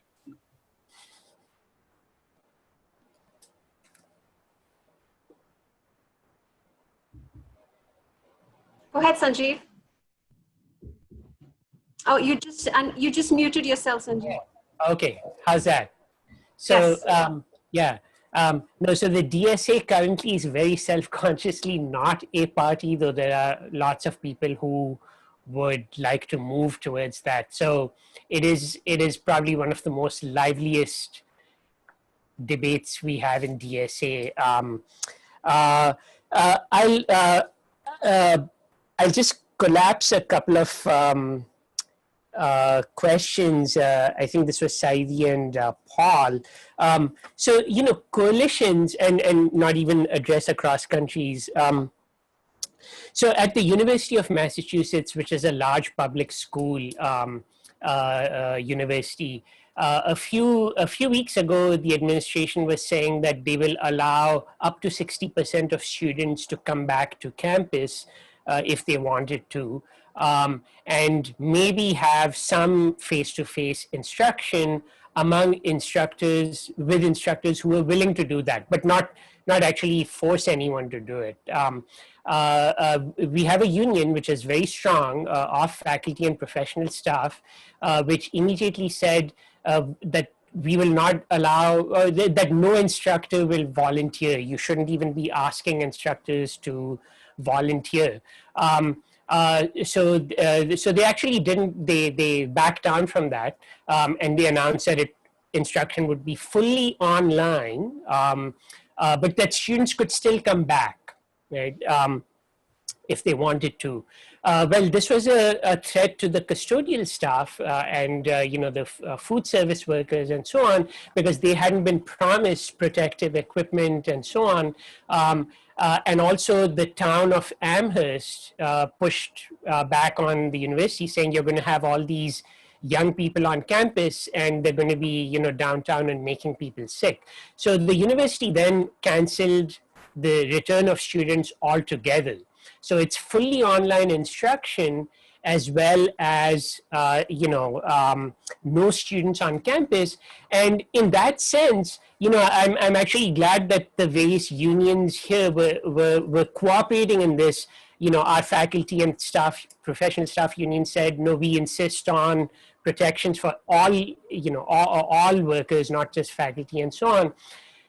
Of course, this means that a lot of custodians and food service workers will not be employed. And because students are not coming back to campus, that's 1/3 or 1/4 of the university's operating budget is room and board.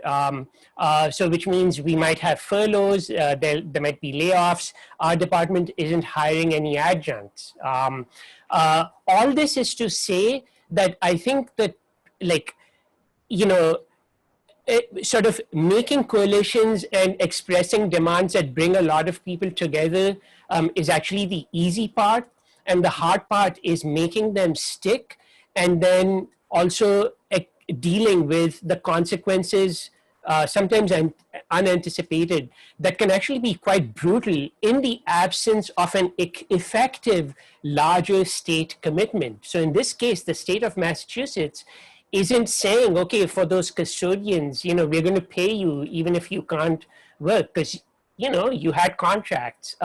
So all of the coalition building and so on only gets us this far. Beyond that, I think the response really needs to be political and directed against the state. And as Patrick and others have said, the Black Lives Matter continues to be a really good opportunity, but so far it really is an opportunity. In my assessment, it hasn't quite brought in the coalition on a broad scale against, however you want to characterize the US response to the pandemic. It has that potential, but we need to work on it. Yeah, that's the best I can say at the moment. But again, come and help us out. If you're not a member of DSA, I'll make, I know it's a crude sales pitch, $5 a month, not a huge, not a huge commitment, I hope. Thanks, Sanjeev, Jennifer, and Patrick. I would like to take this, this moment. I would like to thank all of our panelists. We are not done with our webinar and our session, but I would like to thank all our panelists in case they have to leave. And I would like to also thank Eric Olson, who's been handling the technical aspect of this webinar. So one of the things that, I think what we're kind of, for me, the takeaway is that, and, like Sanjeev kind of talked about it, that there are all these challenges that are happening, like the K through 12 strikes, the strikes, the Amazon workers striking, etc. But there's only so much that can happen at the individual workplace level. I mean, this is a moment, of possibilities. So even as there are various mutual aid organizing that's happening, at least in the US, but elsewhere as well, even as Patrick was talking about all of the strikes and the the demands that people are posing in South Africa.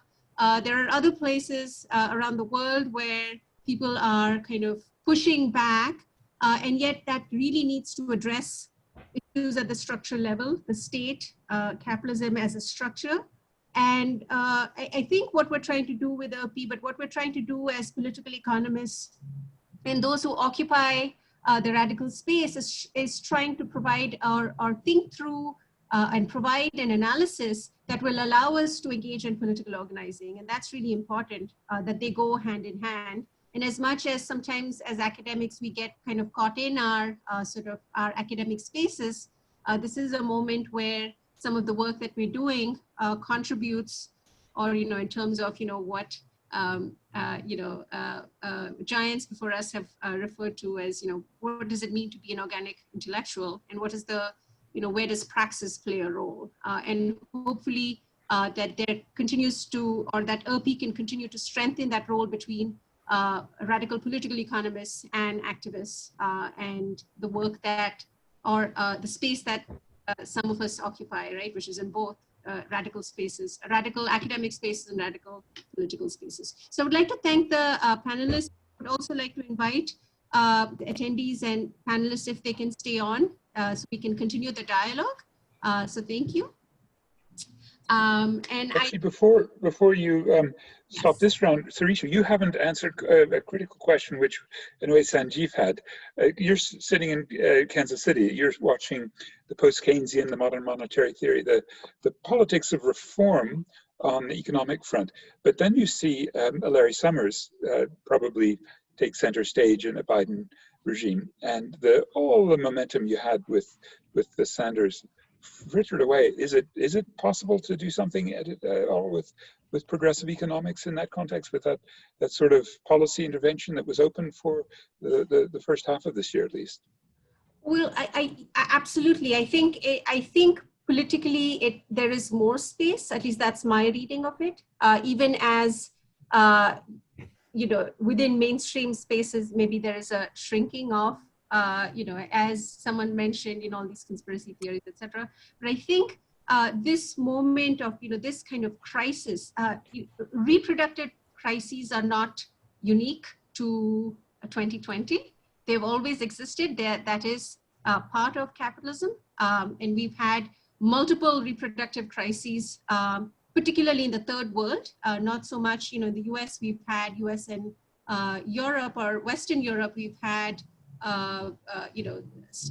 forms of state welfare. In the former communist countries, we've had, the state step in, but in the rest of the third world,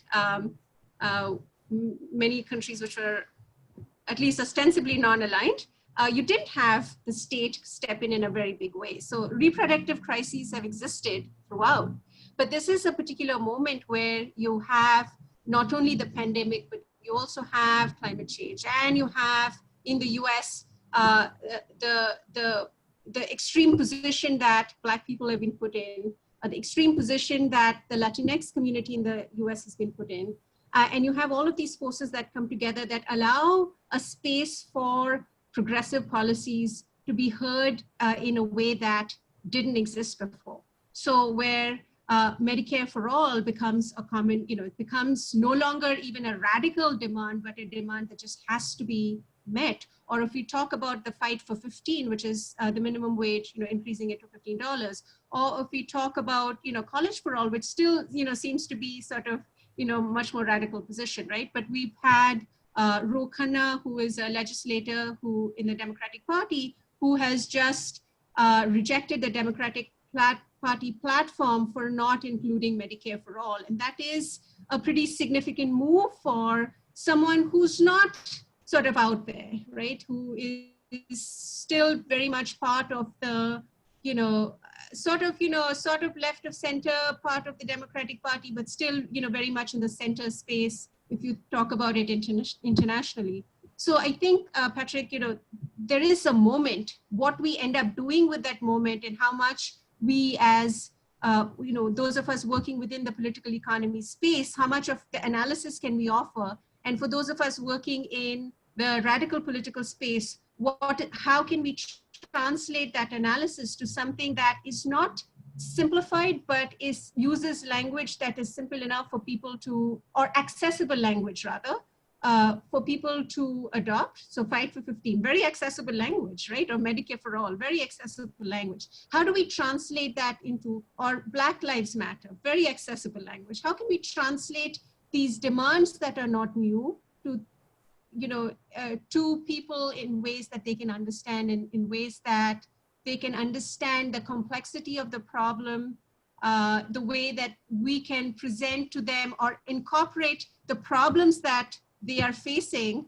analyze it and present it as an analysis that can be used for political organizing. So yes, that's the short of it. I think, but I don't think that a priori anything, I don't think that, it's a set outcome or a determined outcome. It just, to me, this is just a moment, and it will take a lot of political organizing to actually get there. So as much as we, as economists, we will come up with all of these policies, we still need to be organizing in order to make those policies acceptable, to change the narrative, that, the narrative space has been occupied by the right wing. And in that, I'm also including the liberal or the neoliberal wing of the Democratic Party. And, how do we wrest that space away from them and offer, how do we offer an imaginary, right? Like, how do we offer a different imagination of a world? And I think a lot of activists are already doing that. For us as economists or as academics who may or may not be involved in politics, what is the role that we're going to play in that? So to me, that's where we stand. I think there are still questions, and I would like to invite at this point Patrick. Patrick Hoffman, who's the organizer with the Democratic Socialists of America, to co-facilitate the dialogue. And if I have to apologize, I kind of missed out on some of the questions that appeared to be answered. And so I would like for Drew Barker, if she would, Drew, if you want to speak. Drew? Sure. Yeah, hi, thank you so much. Let me start by saying this was a really, really fascinating panel, and I learned so much. My question really was about a recent post I read online from NPR, the radio station in the US, that quotes the, sorry, I have to read what I had written down. Yeah, Neil Kashari, who is the president of the Minneapolis Fed, and he is basically advocating a very Keynesian sort of policy that reminded me very much of what Sanjeev Gupta was talking about in terms of seeing now a split in the bourgeoisie. And in practical terms, I think that's where I think we have to go into several fronts as we approach this crisis. One is the radical front, Black Lives Matter, that sort of thing, the Tricontinental Institute, that level of it. But I think we also have to look at the bourgeoisie and what they're doing and learn how to speak their language if we want them to respond to us. And I think this opens this tiny space to go back to Keynesian economics, which I don't think for middle-class people today has the bad resonance it had in the 1980s, say, when Reagan was first elected and Thatcher was first elected in Britain. I think that resonance, that association is gone. And I'd like to think about what you guys think about exploring that space. And finally, Surisha, I really liked what you had to say about the different spaces that still remain open for radical, progressive, leftist economics or political economy. So that's it. Thank you, Drew. We also have, let's see, Paul Alt. Paul, just give me 1 minute and I will unmute you. There you go. Paul?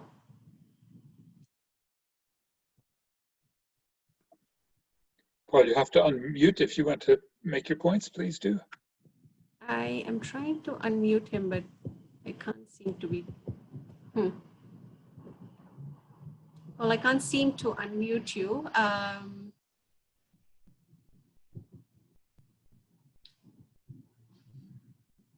Let me read out Paul's question because I can't seem to unmute him unless Eric wants to help me out there.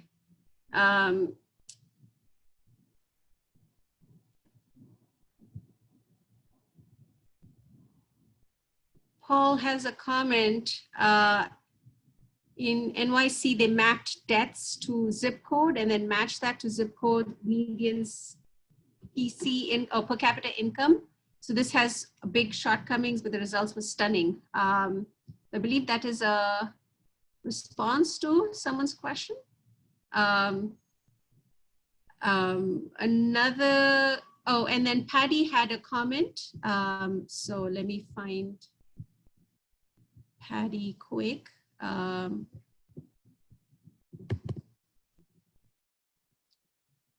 Patty, are you able to speak? Am I there? Yes, Patty. Yeah, I just had one question about the difference between the pre-existing conditions that are obviously a major factor in the disparity, racial disparity, but it's also absolutely amazing how the difference between the people who are admitted to hospitals, how many die. And the solution to that, I'm sorry, I have to say it, is nationalize all the damn hospitals.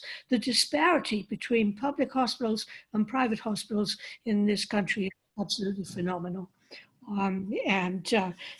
We've got to go beyond Black Lives Matter to talk about healthcare being a human right, and therefore the resources needed for it have to be publicly owned. So it sounds a little old-fashioned, but that's how I feel it.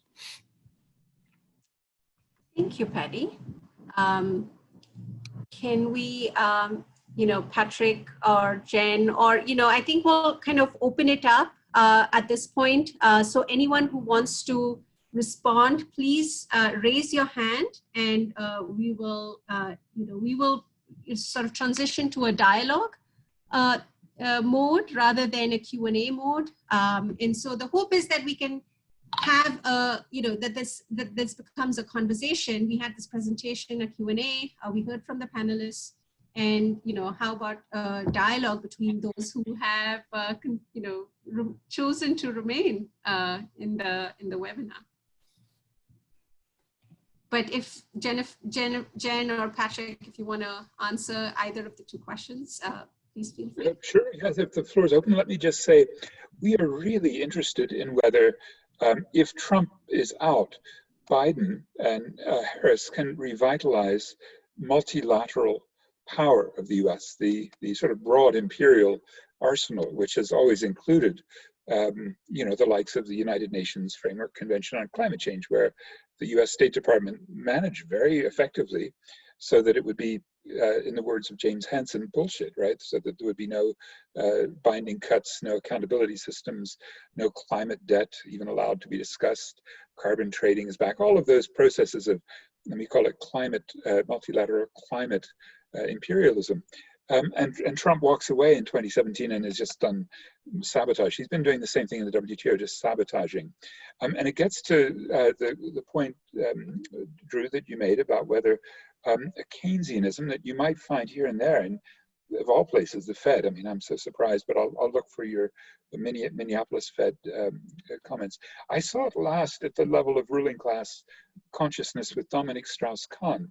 Do you remember that name? He was had his overdoses of Viagra all the time. He was a sexist and probably rapist and all. Anyway, he was kicked out in 2011. But do you remember at the IMF in 2008, he polled world financial managers and monetary managers together. One of the things they did was they got $1 trillion effectively of special drawing rights and new lending capacity at the IMF in 2009, and the G20, came together to do that. That was the multilateral Keynesian impulse, Drew, that I could sort of feel and watch. South Africa's finance minister at the time was very involved in that. I just don't see that now. I see maybe the most critical multilateral institution in the world today, the WHO, under massive attack, right, from Trump, just pulling all the money that he can out of there. And I'm not sure that a Biden government will actually revitalize multilateralism. So can you do Keynesianism, where you've got a big financial Keynesian process going on with central banks just pumping the money? Like tomorrow. Oh, Paul's with us, that's great. Paul, we'll hear from you in just a second. But I'm asking you, Drew, is there a possibility that this Keynesian revival can actually reconstitute itself in multilateral terms? I've just done a little review of the IMF and World Bank at Bretton Woods Project, a London NGO that just came out yesterday. So if you're interested in why they still seem to be subject to the credit rating agencies, Standard & Poor's, Fitch, and Moody's, and therefore can't actually do what Dominique Strauss-Kahn did 11, 12 years ago. It's a fascinating new terrain in which multilateralism seems like the center cannot hold, and there's certainly no left out there.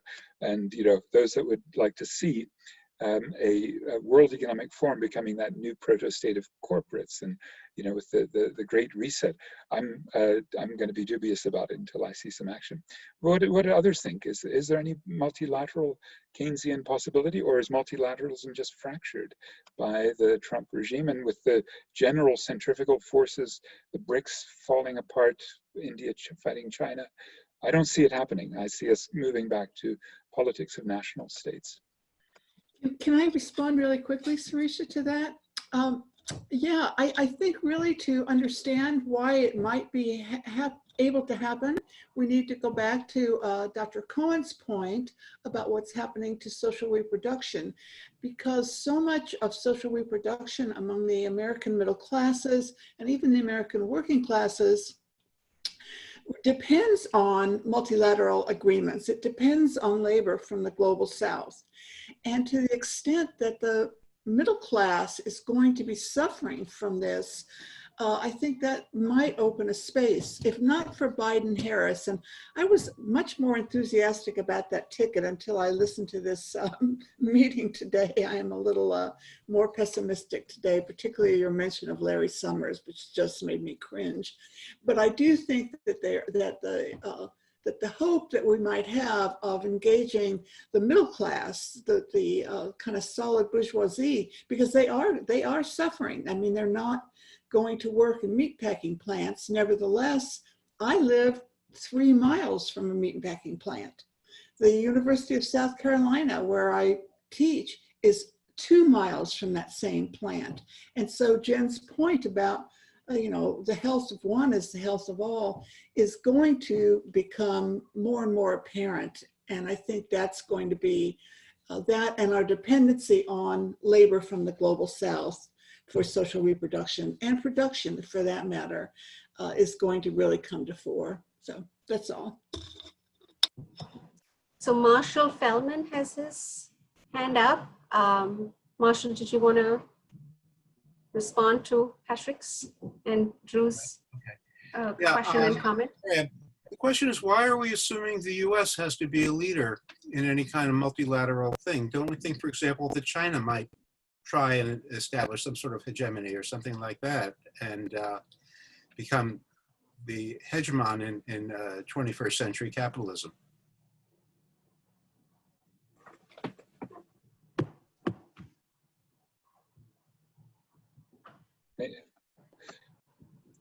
Patrick, were you wanting to respond?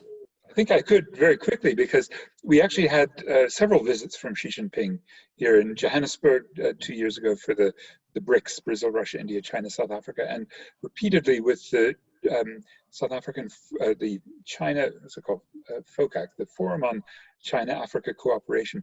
And the Belt and Road, kind of gets all the way to Kenya, and some argue, can kind of move around the continent in search of raw materials. So they've certainly been the core of what I was describing before as the overaccumulation tendency. There are some really great Chinese political economists in the US. You might know Ho Fung Hong or Min-Chi Lee, and they'll make this argument very well. There are plenty in China as well. And it does strike me that they've got to deal with their crisis, and they're not dealing with it the way they did, Marshall, in 2009, 10, 11, where they just built massive amounts of infrastructure. They sucked in the world's commodities, and the commodity super cycle had a big bump up again in 2009 to accommodate. Africa was, rising, as the slogan went. But that's just not happening. And the Belt and Road is going to continually run into problem as this spatial fix meets countries that are so indebted already, they just can't do anymore. And the Chinese grabbing of collateral, a Sri Lankan port, a potential Kenyan railroad, is very controversial. And on top of that, they've been very careful about not converting the yuan into a full hard currency. They're part of the IMF bundle. And they're very careful about not cashing out their US T-bills, right? They're the biggest holder, 2 trillion or something, right? So I think they're very cautious, and they understand those limits of the expansion of capitalism under these circumstances pretty well. Xi Jinping himself was tutored regularly by the Chinese Academy of Marxism, and I think there's someone like a David Kotz in URPE who kind of goes back and forth and knows that he's the vice president of the World Association of Political Economy, which is hosted in the Academy of Social Sciences. And that relationship that they've kind of got a handle on the limits to fixing themselves through a spatial fix and through becoming a new world hegemon wouldn't be in the next decade or two. And just watch what happens next month when the BRICS tries to convene in St. Petersburg under Putin's leadership.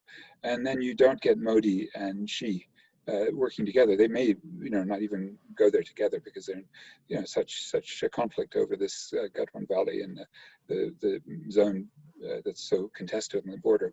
But there's plenty of other aspects of this centrifugal world economy that works against Xi Jinping's theory of a centripetal economy that is, he's the globalization huckster. You can see what he, says at the World Economic Forum.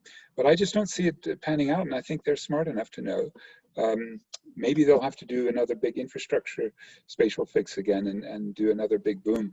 But again, they built empty cities, so the overaccumulation problem keeps coming back to bite them. I also want to respond, Patrick, to your notion of multilateralism.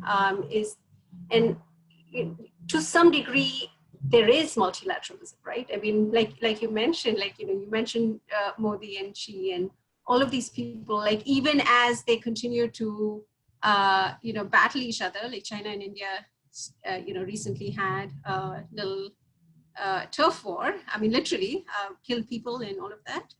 But there is this understanding of sort of where power needs to remain. So in that sense, it's multilateralism of a different kind, where Modi and Trump are, Modi being the head of state of India, part of a right-wing Hindu nationalist government. Modi and Trump are very much in sync with each other, even as they differ on various aspects. So even as economies were closed, there seems to be this kind of cooperation across countries that are across governments that are authoritarian in terms of their understanding of what or the role that authoritarianism plays and the role that capitalism plays. And so if at all we want to challenge anything within our own countries, we'd have to challenge that, that extreme nationalism and the right-wing nationalism. And of course, within the third world tradition, and you talked about Samir Amin, but we have this, these writings of, what does it mean to have a nationalism that challenges imperialism? But we've definitely moved away from that understanding of what the national project should be, and a national project that was very much in the vein of socialism after political independence or after being independent of the colonizing powers. And so to me, the challenge would have to come from the working classes and from global solidarity. And it probably wouldn't come from the states, because the states don't seem to be very interested in the working classes and their well-being. And this is as much, and Drew mentioned the third world and the labor of the third world running other countries or the more advanced capitalist countries. But we know that even in the US, there seems to be very little concern for the working classes here, whereas previously there was, at least ostensibly, you still had, some sort of welfare and so on. So the working classes seem a lot more indispensable now everywhere. So we've seen kind of a race to the bottom where, like all the working classes are, converging to what the third world has always faced or has faced in some form or the other. And so it would be up to the working classes across. I mean, it sounds like a slogan, but really, I mean, it seems like that is what is required, that we need to find global solidarity among the working classes across racialized and ethnic and caste groups. And of course, gender. I just want to note that we have, yeah. I just wanted to note that I completely agree with what Sirisha just said. And I think one of the ways that we should be thinking about this is about our interdependency on countries and exports, imports, exports. And I had that asterisk next to exports at the end of my slides, because even though, the profit motive is guiding what businesses are doing with like personal protective equipment, it's the working classes that are depending on each other to have access to things to be able to protect themselves in this context right now. So the interdependency that we're seeing is another part of this moment of opportunity that really does seem like, and the fact that we're all doing this on Zoom for multiple countries, for example, it does seem like we are in a moment that facilitates some of that across the working class, but not through nationally based multilateralism with governments, because that seems clearly to be aligning fascist leaning governments.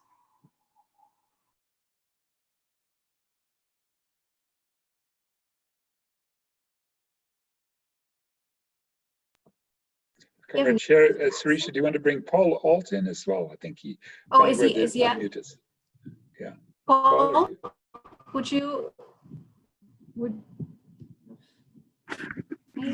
I'm not really sure what Patrick wants from me. I don't know, Paul. You had a comment, so I wanted to give you a chance to. I'm absorbing it all, and I think you folks are wonderful. That's my main comment. Okay, great. Thank you. We have also Nicholas Jackson, who has his hand up. So, Nicholas. Yes, and in support of Sirisha's and Jennifer's comments, I just wonder to what extent we should be talking about these interstate relations, and to what extent we should be talking about the transnational capitalist class, as Leslie Slair talks about and William Robinson. And to that extent, to what extent is the nationalist, the rightist nationalism, xenophobic nationalism, if you will, to what extent is it really hurting, the corporate elite, and to what extent can we even talk about, companies such as ExxonMobil being American, or, Shell being the product of a nation state. And so in that context, I'd be interested in,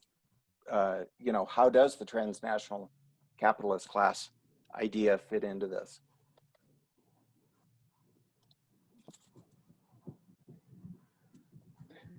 Again, I want to remind you that, sorry, go ahead, Patrick, one sec. I want to remind everyone, feel free to raise your hand and respond. We're no longer just restricting answers from the panelists. So if you would like to respond or raise questions and be part of this conversation, please do so. And Patrick Hoffman will also facilitate this. So. Well, and if go ahead, Patrick. If Nick is probing how coherent imperial capitalists transcending national states. I think Trump's continual erosion of a multilateral trading system would be one example, or the continual failure to beef up, for example, World Bank and IMF at the times where they've asked for recapitalization. The US has always been very reluctant. There was even an example of special drawing rights, which is a strategy of a Keynesian world left led by Jayati Ghosh from Nehru University in India, which not only Trump but Modi pulled back from. So even SDRs, the ultimate Keynesian weapon, right, to reflate the world economy, were not promoted. So Nicholas, I'm not sure there is a coherence. In fact, I think I would trace back, I don't know if other comrades are watching global flows, but really our de-globalization process didn't start in February or March, did it?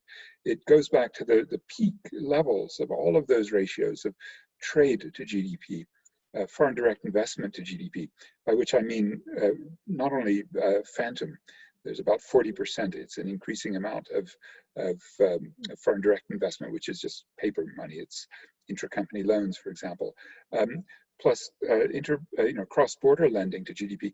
Nicholas, all of those ratios have gone into a decline, not since February, but since 2007, that was the peak year of corporate globalization.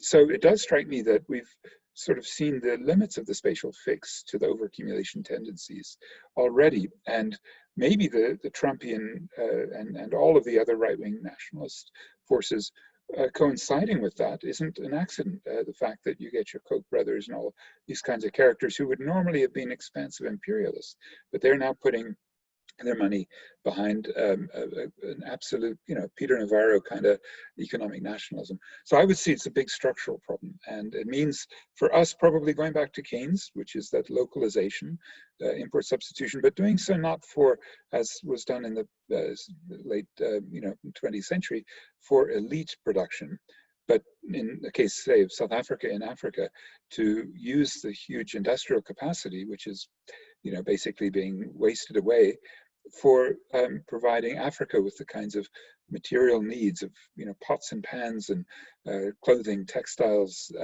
appliances, electronics, all the things that we've more or less been shutting down because of imports. It may be time for a progressive scale politics to go back to import substitution, I think, because, Nick, there isn't that much power of a transnational capitalist class anymore. I think it's on the table for us to do so. That would be my quick reply.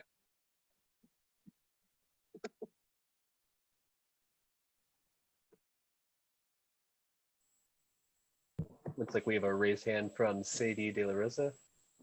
Yes, I actually wanted to follow up on that because on the other side, there is the fact that working class movements need a lot of funding.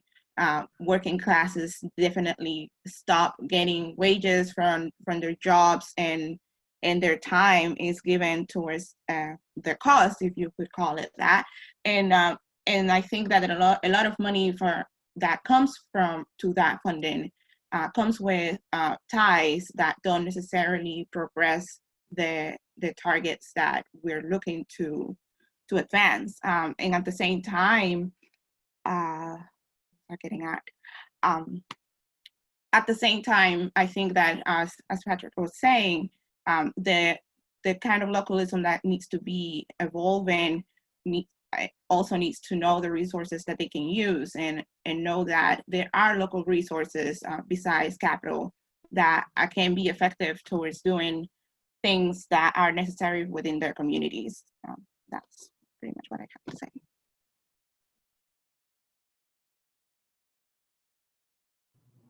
I'd like to respond to that if no one else wants to. So please raise your hand. I, again, would like or our hope is that this will become a dialogue and that more people will participate in the conversation. Okay, so I absolutely said, I mean, there's definitely a lot of resources that are required, whether they are necessarily monetary or not, and if we think about, revolutions of the past, they have found those resources within their own communities, or at least try to. There are definitely other movements that have relied on external funding. And you're right that when they do, there's always the risk of a takeover by the funding sources or a co-optation by the funding sources. And so it's definitely a challenge in terms of, for the working classes, like how do you pose a challenge? How do you actually carry it out while at the same time, as being part of the working class, you don't actually have the means of production, and hence, technically you're not able to survive. And so how do you kind of bridge that contradiction of, grabbing those or finding a way to survive and getting those means of production and kind of trying to make a structural change or cause or effect a social transformation. And so those are definitely very contextual, and different social movements and different working revolutionary classes have tried to resolve it. Some have failed, some have been more successful than others, but it's definitely a question that is, is a challenging question.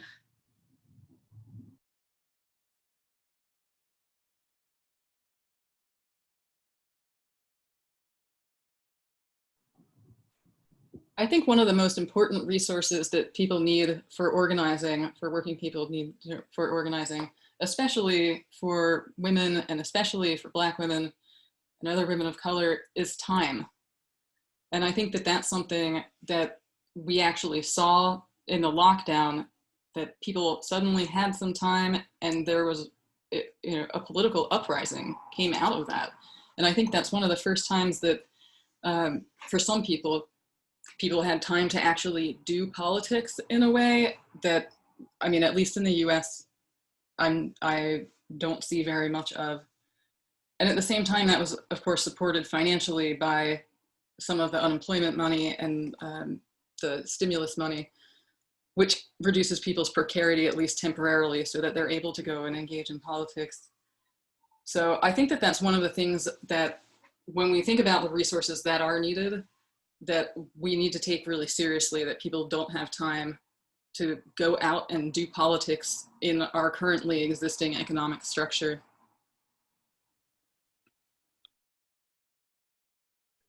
And maybe I could actually add that experience from South Africa, where it's an extremely donor-dependent, a donor-dependent progressive movement in NGOs and social movement funding.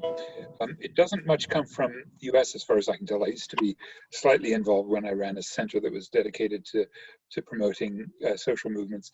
But it is very, very important for us to begin to ask, well, what are the characteristics of funder fads? If it's a Ford, the leader now is gung-ho and fighting inequality. If it's Rocky Brothers, they have some actually quite progressive people doing climate work there. If it's open society, it's a mixed bag. It's a full-on democratic transition, color revolution sort of politics, with a theory that if you shine transparency on, you get disinfected, no more corruption. Lots of liberal and centrist and modernization oriented funders out there, but the really big ones, I mean, there's actually one or two on the left as well. I can go into the fine details if anyone's interested, and they have some of the same tendencies, I think, to remote control some of these movements, at least the ones I know. But the more interesting ones maybe are the massive, philanthrocapitalists. So I'm curious, are any of you folks watching the Bill Gates and all of the, I mean, now it's, I gather the Bezos fortune's finally going to start getting into various kinds of circuits. Are you watching some of the strings attached or the theories for Gates? Market-centric, technological silver bullets. I'm just curious because it is a good question. Was it Saidi's question? Do funders of our infrastructure pull strings, and have we got some good counterweights to prevent them, or to find funders who have more amenable values to revolutionary change?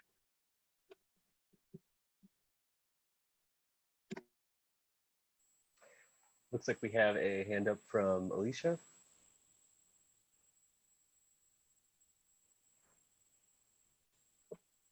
Alicia, can you unmute? Yes, hi. Well, congratulations. I'm really very happy to be in this Zoom. I think it has been great to hear you, and I'm very happy to see Patrick, which I met him, I think, 1 year ago in Johannesburg. And the only reflections that I have, especially while I live in Mexico, and what I am seeing is really a democratic crisis, the crisis of the democracy at the end. Democracy hasn't, democracy has been as the panacea, as the best government of since the post-war, and USA has always fighting to have democratic governments. And what we have seen and what we are seeing right now is a crisis of the democratic regimes, that they have at least respond to all the legacy of the IMF. And the last 10 years, we have been living with a lot of measures of austerity that have increased the gains of the big corporates. And now when this, because the crisis, if we are seeing, and as we have been studying all the development of the last 10 years, what we are seeing is that this crisis was going to be. It was in any moment. The only thing that it comes COVID, and then it was an explosion. But really, I think we have to see if these democratic governments will have a solution. And well, that's all my reflections. I'm very happy to be here. And Patrick, now we are going to see more frequently because we are not going to travel too much. Thank you, and bye-bye.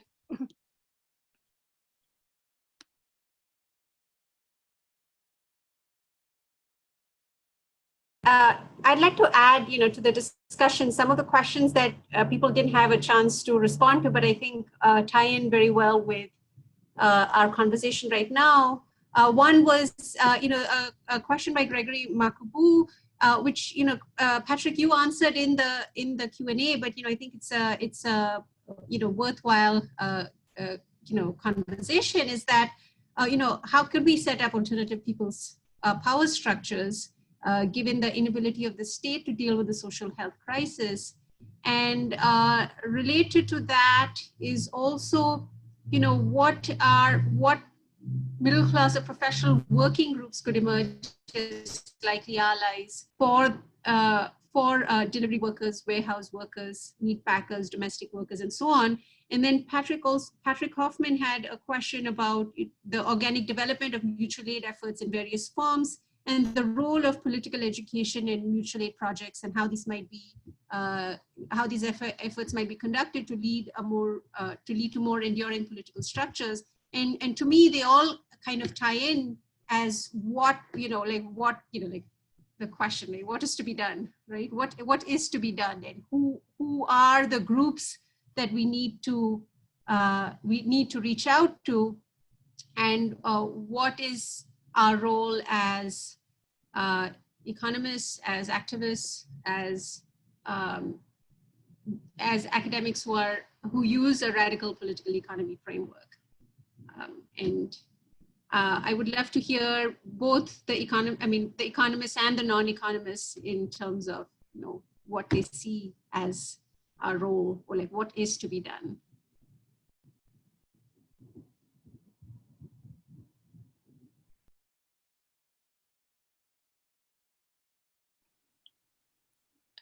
As someone who works on nursing and is doing work in health right now, I think that one of the things that is to be done is for us to coordinate around these issues that are public goods. And whether we call them public goods or we reframe them as something else, like as economists, we have an understanding of what those things are, and we are effectively all normative economists, I would say, in radical political economy. So we can say that we are really looking to decenter profit seeking as the engine of provisioning, as the engine of why we have economic activity. And pushing to recenter is fair there, actually, to recenter social reproduction as the point of economic activity.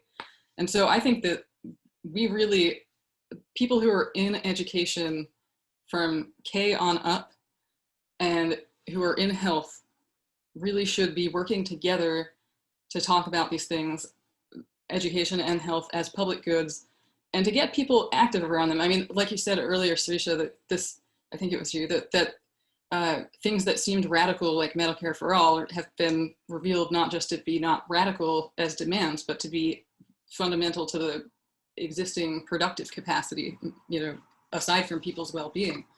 So I think coordinating those groups and those demands would be an extremely useful political move, and especially because of the way that it integrates families and children, right? I mean, it really is in the social interest across every kind of possible demographic. So I think that that's one place to start with all of the multiple crises that we're in.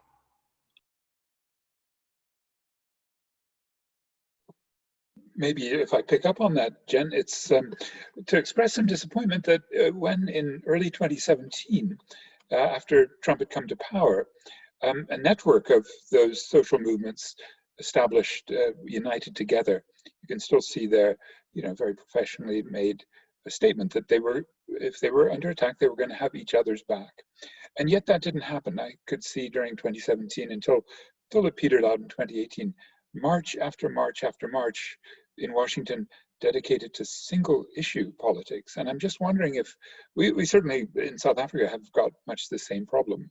That's why the C19 People's Coalition that I was mentioning is the source of some hope to at least link issues, put working groups into discussions, the way the World Social Forum could and should have been. But do you find anything that gives you some hope to get beyond that, to do, as you say, really, to find public goods that are generalizable? When I worked with Vicente Navarro, Jen, he always thought that it would be national health insurance because it was a demand that everybody would support. It was rational. The administrative costs in private healthcare are just obscene. And corporates would even start to move for that reason. But the most important thing he said is in the social reproduction system, it would be a revolutionary demand, a non-reformist reform, to use Andre Gortz's phrase. It would stretch the system because it would change the class balance so substantially to give workers the freedom they have in Europe, for example, to quit a job and then not have to, you know, pay their own private health care, their health insurance. So those kinds of, let's say, commoning is our phrase. You could call it public goods, but a sort of commons. I'll just mention that the biggest commons victory, I've already said, was getting free AIDS medicines to common intellectual property. The result, life expectancy here went from 52 to 65 between 2005 and today, a huge victory. Another has been commoning of water and electricity, sometimes illegally through illicit connections. Soweto, the biggest of our townships, has 86% illegal electricity connections. It's a source of enormous conflict even as we speak, where disconnections and the National Electricity Company are really going after these activists. A third commoning strategy was the free tertiary education, free university education, to make that not even so much a right, because the human rights rhetoric only goes so far. It's really about whether we take what had been commodities to tap into profit seeking in service delivery, AIDS medicines, water and electricity, tertiary education, and to make those commons.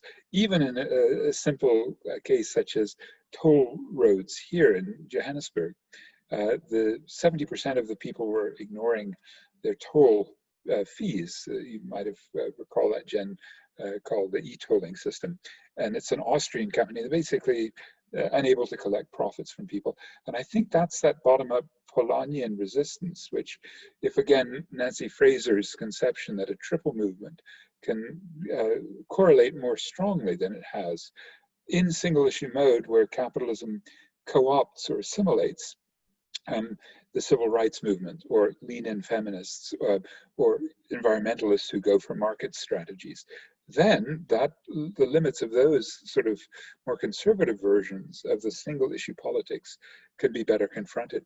I mean, I know that we tried, I certainly watched this in the climate justice movement over the period from around 2007 and 8 when it got up and running, in contrast to sort of an Al Gore climate action movement. And we had, you know, very important people like Naomi Klein articulating this climate justice.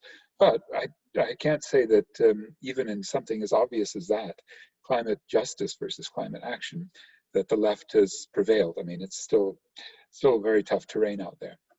I don't know, what do you think? Is single issue politics amongst our comrades, our allies who we work with in all kinds of movements and unions and all, is it a fatal problem? Can we ever find some sort of unifying process? And maybe it is public goods, Jen. Maybe that's where it should be. I really hope that we can. And I think that there are many more examples that I can think of in South Africa of this kind of ground up activism that you're talking about from TAC and on.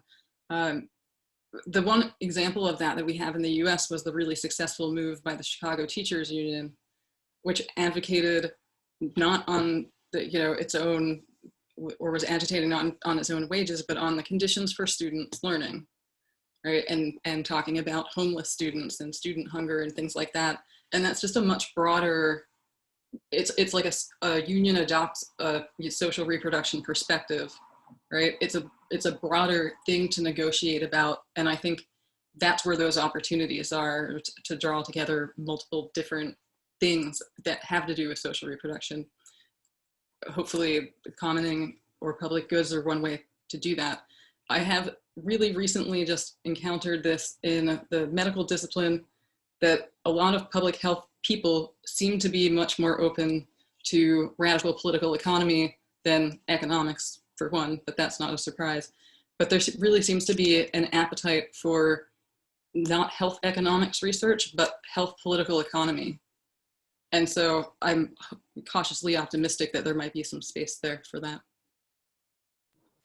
And if I may add to that, I mean, one of the problems associated with the current moment is that you know, capitalism offers workers at least the ability to survive, and it's not offering anymore the ability to survive, and that is a very powerful moment. So when we talk about, you know, the Chicago Teachers Union, and we talk about you know, the kids not having, you know, their learning conditions being tied to their living conditions. I'm sorry, my pup has come and now needs attention.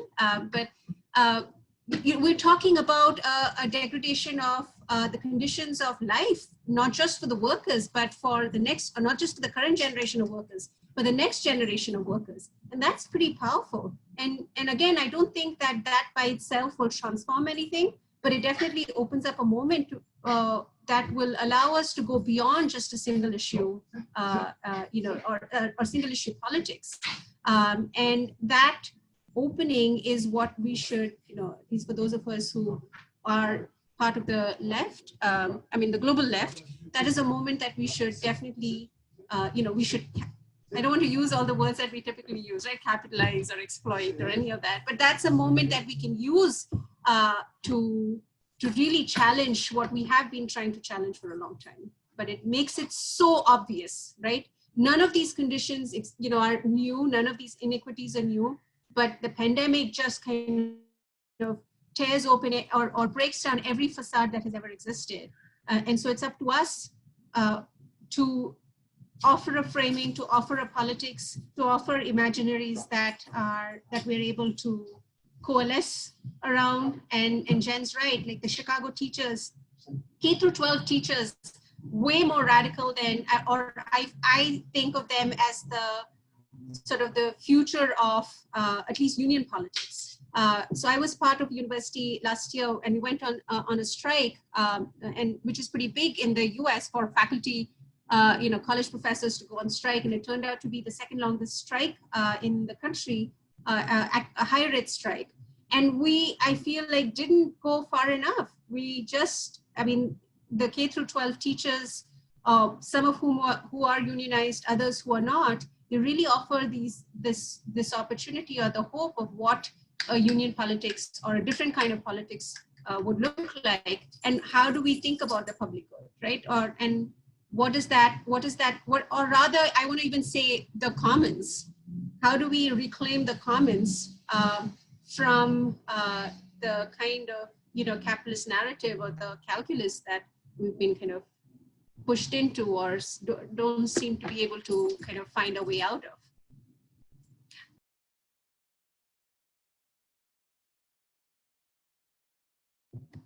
Patrick, do you want to call on them? Yeah, I saw a hand first from Nicholas, and then we'll go to Yvonne.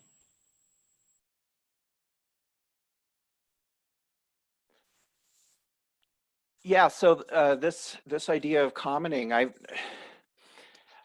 think one of the critical things from a US perspective, I often think that if we're going to really make substantive ground level changes, we need to break the power of what I call the white liberal bourgeoisie in the United States, because to me, they're the ones that are able to send their kids into school to learn the social sciences, to really learn the concepts that we've been talking about today. They're the ones that have the discretionary wealth and the time. They're the ones that are leading, the Democratic Party in our two-party system, which is supposed to be the transformative party, but it really is the party of retrenchment. When we talk about Larry Summers and Joe Biden and all of the rest, and they are most especially the ones that have a real disincentive for commoning, for promoting the kind of commoning that allows for more, that allows for free tertiary education, that allows for free healthcare, that allows for increased time, the broadening of the opportunity to have that time to really think about transformative initiatives. And I do think that in that context, that the teachers unions, I fully agree that they are a key radical process if we're going to have radical transformation, in the direction that we want it to go, because it could go in other directions. The double, Polanyi's, it went toward fascism. So, so I think that's a very important aspect from the context of the United States.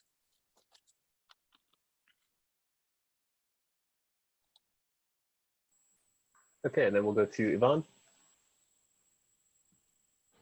Hello again. I definitely agree with a lot of things that we just heard during this talk, but I'm reluctant to assert that class solidarity or workers' movements can do a radical change, in a sense in which we have to consider that they're operating within the framework of capitalism, and capitalism or inequality is inherent to capitalism. So the solidarity in this sense and workers' movements are limited in attempts, to say the least. I completely agree with the public good problem, and that the health should be considered across the globe as a public good. And in this sense, I think that the right way how to at least conceptualize the transition is a shift in profit-centered towards the need-based economic thinking, and from production of trade values to production of use values. And until this is done, at least in my opinion, the real departure from the crisis, either we are talking about COVID or economic crisis that will follow, will be extremely difficult to envision. And this is just my take on it. So that makes me curious, though. I mean, that reorientation, in my thinking, is that reorientation is going to come from worker solidarity forcing it. So I don't know that the conditions are going to be laid out to enable solidarity by first presenting recentered economy that's about people's well-being. So I am curious about the order of those. And I guess the other thing I think it was Nick's point, is that COVID had this revelatory role, right? I mean, it really revealed all of these things, like Sarisha mentioned right before she stepped out. that all of these fractures that were already existing, that none of them are new, but that you know, the veil has been torn off. And I think even for many of those white bougie people that you're talking about that have the money to opt out of things effectively being public goods, I think that even for many of them, it has, like I said, introduced a kind of precarity, introduced an awareness of social reproduction, of the aims of that over just production for profit. So I think if ever we had an opportunity to displace that dominance, it's now, because it is, you know, wildly apparent in ways that it hasn't been, that we're all interdependent, especially when it comes to things like health. So I mean, I think that's part of the opportunity of this moment.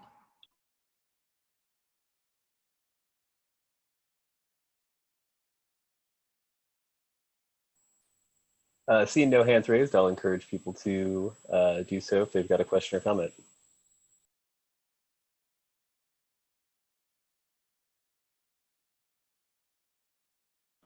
I have I'm going to read out a question from Judy Ansel, who's actually a former, a colleague, and I missed that question, but oops, just lost that.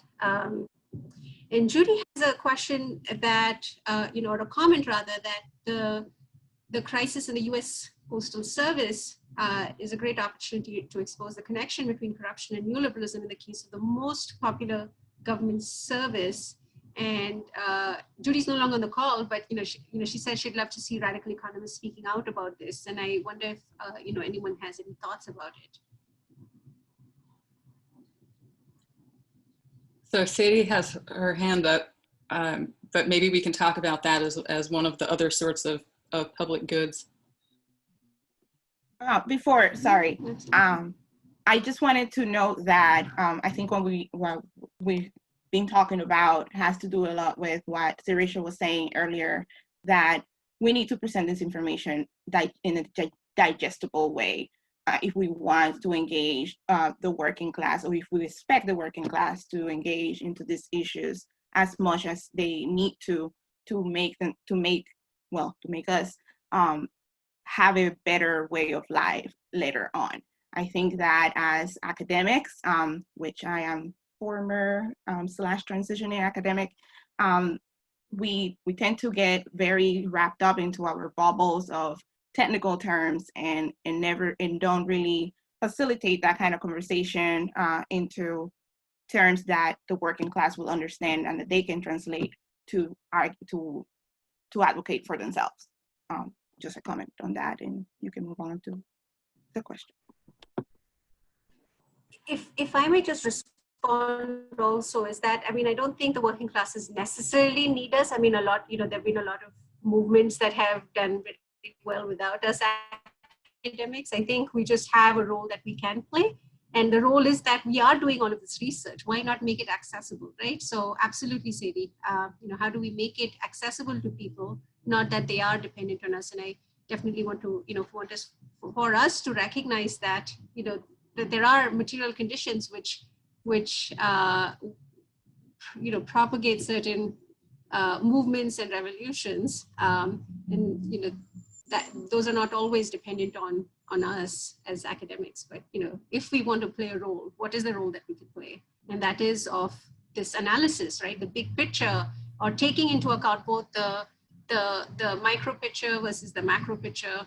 Sorry to use those terms already, but and presenting an analysis that sometimes those whose lives are constantly under siege may not have that space or that time. And Jen talked about time being a resource that's not always accessible to women, to others too, right? Like if they might not always have that time or space or resources to engage in that kind of analysis. And so at the very least, we can make that analysis available in order for that political work to proceed in a sharper fashion. Sirisha, maybe for those that do have time, and I'm also thinking of key activists and especially the strategic thinking layer in the movements. I'd like to propose that we be more open, not to giving analysis on a silver platter, but rather getting a praxis epistemology more suitably accepted within, especially, I would never expect it in a bourgeois economics department. Maybe some of you have made some space in Kansas City and New School and UMass especially, but mostly the activists that I see in a school of government, which I've been in and out of for 20 some years, the school of government type of places, these are activists who have fought systems, and whether that be patriarchy or racism or anthropomorphism and capitalist scene or aspects of capitalism head on, when they fight, they create a lot of knowledge. I think that praxis epistemology, that respect in a way for the knowledge produced in conflict, not a participatory action research method, but a conflict seeking method where the stakes become much higher and the friction that's created creates a lot of pain and suffering and heat, but some light, not light that as an armchair academic I'll ever see, because I'm never close to that point of struggle where they make a breakthrough. But in case after case, I mean, one being, Jen mentioned TAC, Treatment Action Campaign, its former leader has just finished her PhD, by watching the power relations unfold in the course of conflict. And I think anyone doing radical political economy is most profoundly interested in power relations and inviting activists into the academy to teach us and to get their degrees by codifying their knowledge through our systems and our bureaucracies, sometimes actually is really exciting. And in the case of this new PhD from a woman called Vuyiseka Debula, I would anticipate that people will be saying, yeah, that is the knowledge coming from the struggle. That's the scholar activism that the next generation has got to give the academy. And blowing open these bourgeois academies like we've had under apartheid is such a pleasure when an activist comes into a PhD committee meeting and completely, scores all the points of technical competence, but also genuine insider knowledge, obviously with the proviso that they can't be biased and hackish, as so many activists are, but that they actually are producing knowledge. I don't know, do you find any strong activists coming into your movements? I know at CUNY, where David Harvey's worked with the Center for Place, Culture and Politics, they really bring these activists in and they churn out amazing doctorates. So I hope we see more of them in academia and more liberation as a result.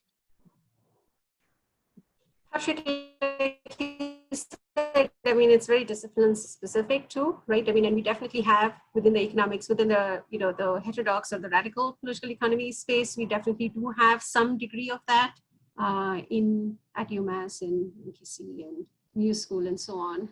But I think, at least in the US space, I think that those spaces are increasingly shrinking as well. And so for us to recognize, how do we do that work? How do we continue doing that work, even if it's not within, the hallowed, spaces of academia, because that work is important. And I don't want to get into sort of, the challenges of higher ed, but I think many of us in the US are feeling the heat of what's happening during the pandemic. And one of the also, in terms of what is to be done and, what are which of the classes can be mobilized? Like, I also want to think about, Richard Edwards' work, who was a political economist and who talked about the intermediate class. And we are, right? The reason why the teachers are in the position that they are, they might have been part of the intermediate class that didn't have, that had some control over their, over the processes of work. And they no longer are. They're part of, they are very low paid, and they don't have or have very little control over the kinds of outcomes that they want to see happen with their students. And in addition, with all the deterioration of life conditions for the working classes, those are the students that they're getting in their classrooms, right? So it's their life conditions mirror their students' life conditions. And that is what makes them very radical, right? And we're seeing that in higher ed as well, where it's the adjunctification of higher ed, where all your second tier, third tier universities that cater to the working class population are increasingly, the space for broad liberal arts education is rapidly decreasing. the space for doing research is rapidly decreasing with lower funds, higher teaching or workloads and so on, or, just all of this administrative BS that, we're being put through. And so you're absolutely right. Like that space, that work needs to be done. The question is, can that work be done even outside of US academia, which used to be a space, like a relatively safe space, and those of us who are in US higher ed space will definitely fight to continue for that space to, will fight for that space to continue to be safe, for it to be a space where we can do this kind of work. But outside of that, that work still needs to be done. So you're absolutely right? We need that, and people who are in those movements, for them to be able to do that analysis, having all of that experience and that knowledge of that ground level struggle is so very valuable. And we do have such people in economics, way fewer than we should have. But we definitely want to encourage them. But that work needs to continue anyway, irrespective of what happens to, what happens to education, K through 12 or higher ed.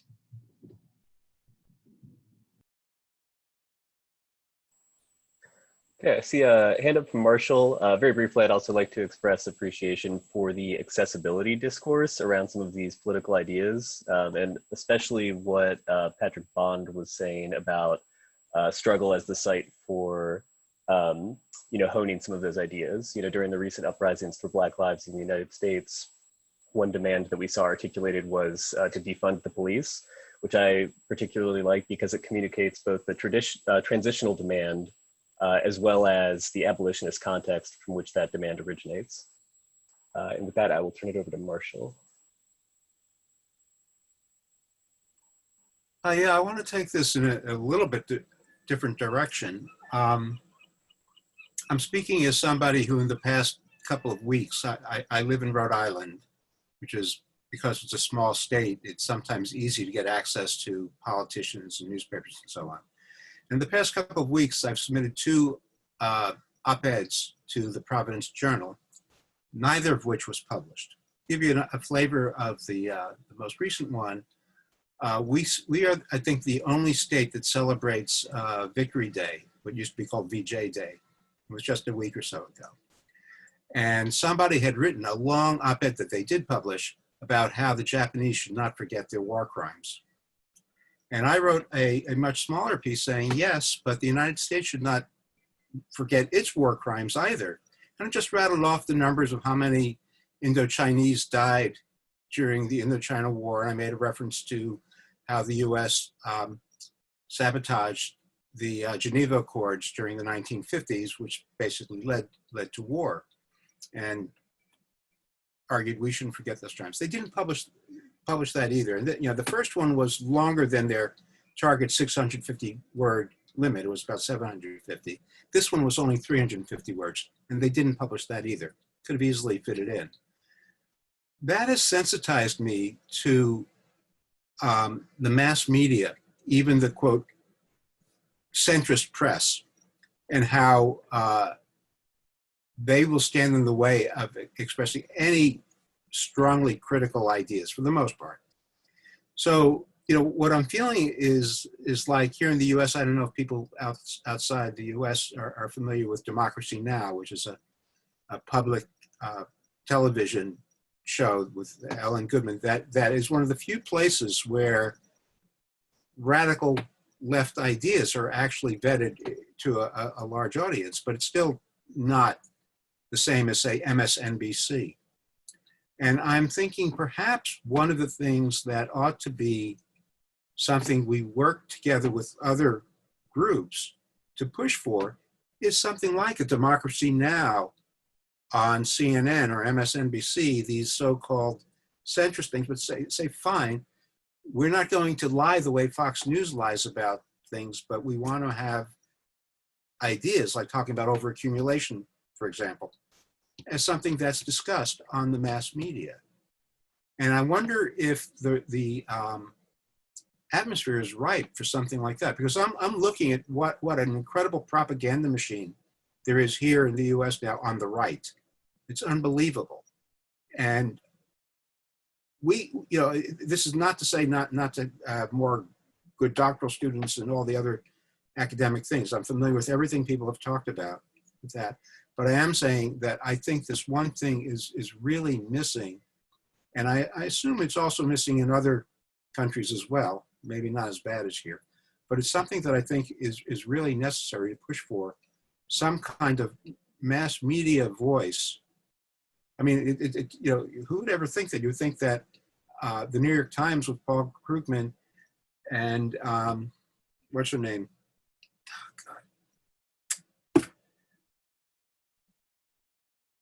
Well, they've got two people who are pretty left that they regularly publish, and Krugman I don't consider left. Maureen Dodd maybe, or huh?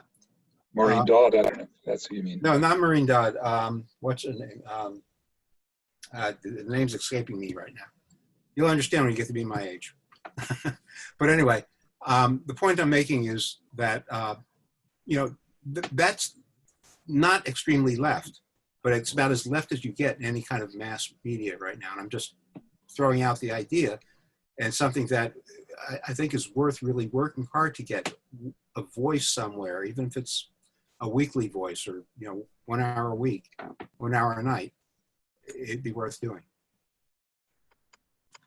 I think if I can just say, okay, go ahead. That in South Africa, we have given you a voice. You just have to keep him honest. And he's how we understand your society. His name? Trevor Noah, right? So you're watching him as much as you can. That's but true. Also, if he brings on a bourgeois politician, make sure that there's some blowback if he gives them a soft time, which I know he does sometimes. Anyway, we've sacrificed a lot in Trevor Noah leaving Johannesburg. Thank you for that. This has been a very good conversation, and I really want to thank everyone. But before we kind of end, you know, Patrick, Jen, do you have any, you know, like a 30-second, you know, last word? You know, give Patrick and then Jen, if you want to say something at all. Yes, I just would say one last thing, which is it's so great to be with you. You really are my family, and I grew up with you, and the new generations coming through, Sarisha, Jen. You know, it's wonderful to be with you. I still always ask, because I've been in Brazil, in Mexico, Alicia, I'm not sure if it's still a hot debate. Should we be putting our efforts in radical political economy into economics departments? One or two of you, Sarisha, you're thriving, I'm sure. But when I think about trying to do that, and all of the, you know, waste of time, energy, the frustration, the ulcers, the gray hairs prematurely, that you would be subject to, trying to put progressive ideas into a discipline, which came about really in the 1890s with Marshallian scissors. You know, it's basically serving corporates right from the very outset. So I just hope we can keep that debate going, because I think all over the world we need experiences of URPE, but self-reflection. And when I, a couple of years ago at the UMass Amherst 50th birthday, put that question: if you look back, was the economics discipline a place you could really reform, given how hardwired it is to serve capital's interest? I came away convinced that I made the right choice to leave economics and be an economic geographer. Anyway, thank you so much, comrades. Thank we just you, have two Patrick. words, my last two words. We say these words at every meeting, and so you should learn them too. Amandla means power. Aware to the people. Amandla. Aware to. Amandla, aware to. We'll say that right after Jen says, you know, has her 30 seconds. Go ahead, Jen.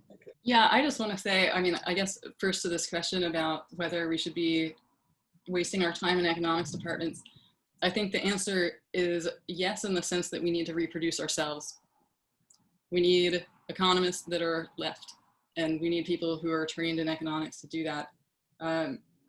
But it is tempting to leave, as I have done also once the training was over. But we need graduate programs in those departments, so we need to support those. The other thing, I guess, is to pick up back on Marshall's point. In terms of giving voice to the left, that was really the aim that we started with as URPE when we originally pitched the idea of potentially having one of these things and having it be something that is more of a forum instead of a webinar where people are just presenting. So we're really hoping that these will be one of those places for that voice, for those conversations between activists and between academics. And so this has been wonderful. And I'm really happy that we got to participate with everybody, and hopefully, see you next time. Well, so thank you, Patrick. Thank you, Jen, and Sanjeev, who had to drop off, and to Eric Olson, who was again doing all the tech stuff, and to Patrick Kaufman, who helped with facilitating the dialogue portion of it. And absolutely, we're going to continue these webinar series, and for those of you who are interested, please join us. And thank you for staying for the marathon session, right? But it's been incredibly interesting, and I really enjoyed the conversation. And I would like to end with Patrick's 2 words. Amandla, and I forget the other one, Patrick. Away to Amandla. Away to. Okay. Power to the people. Be safe. Okay. Okay. Bye-bye. Be safe. Bye. Bye.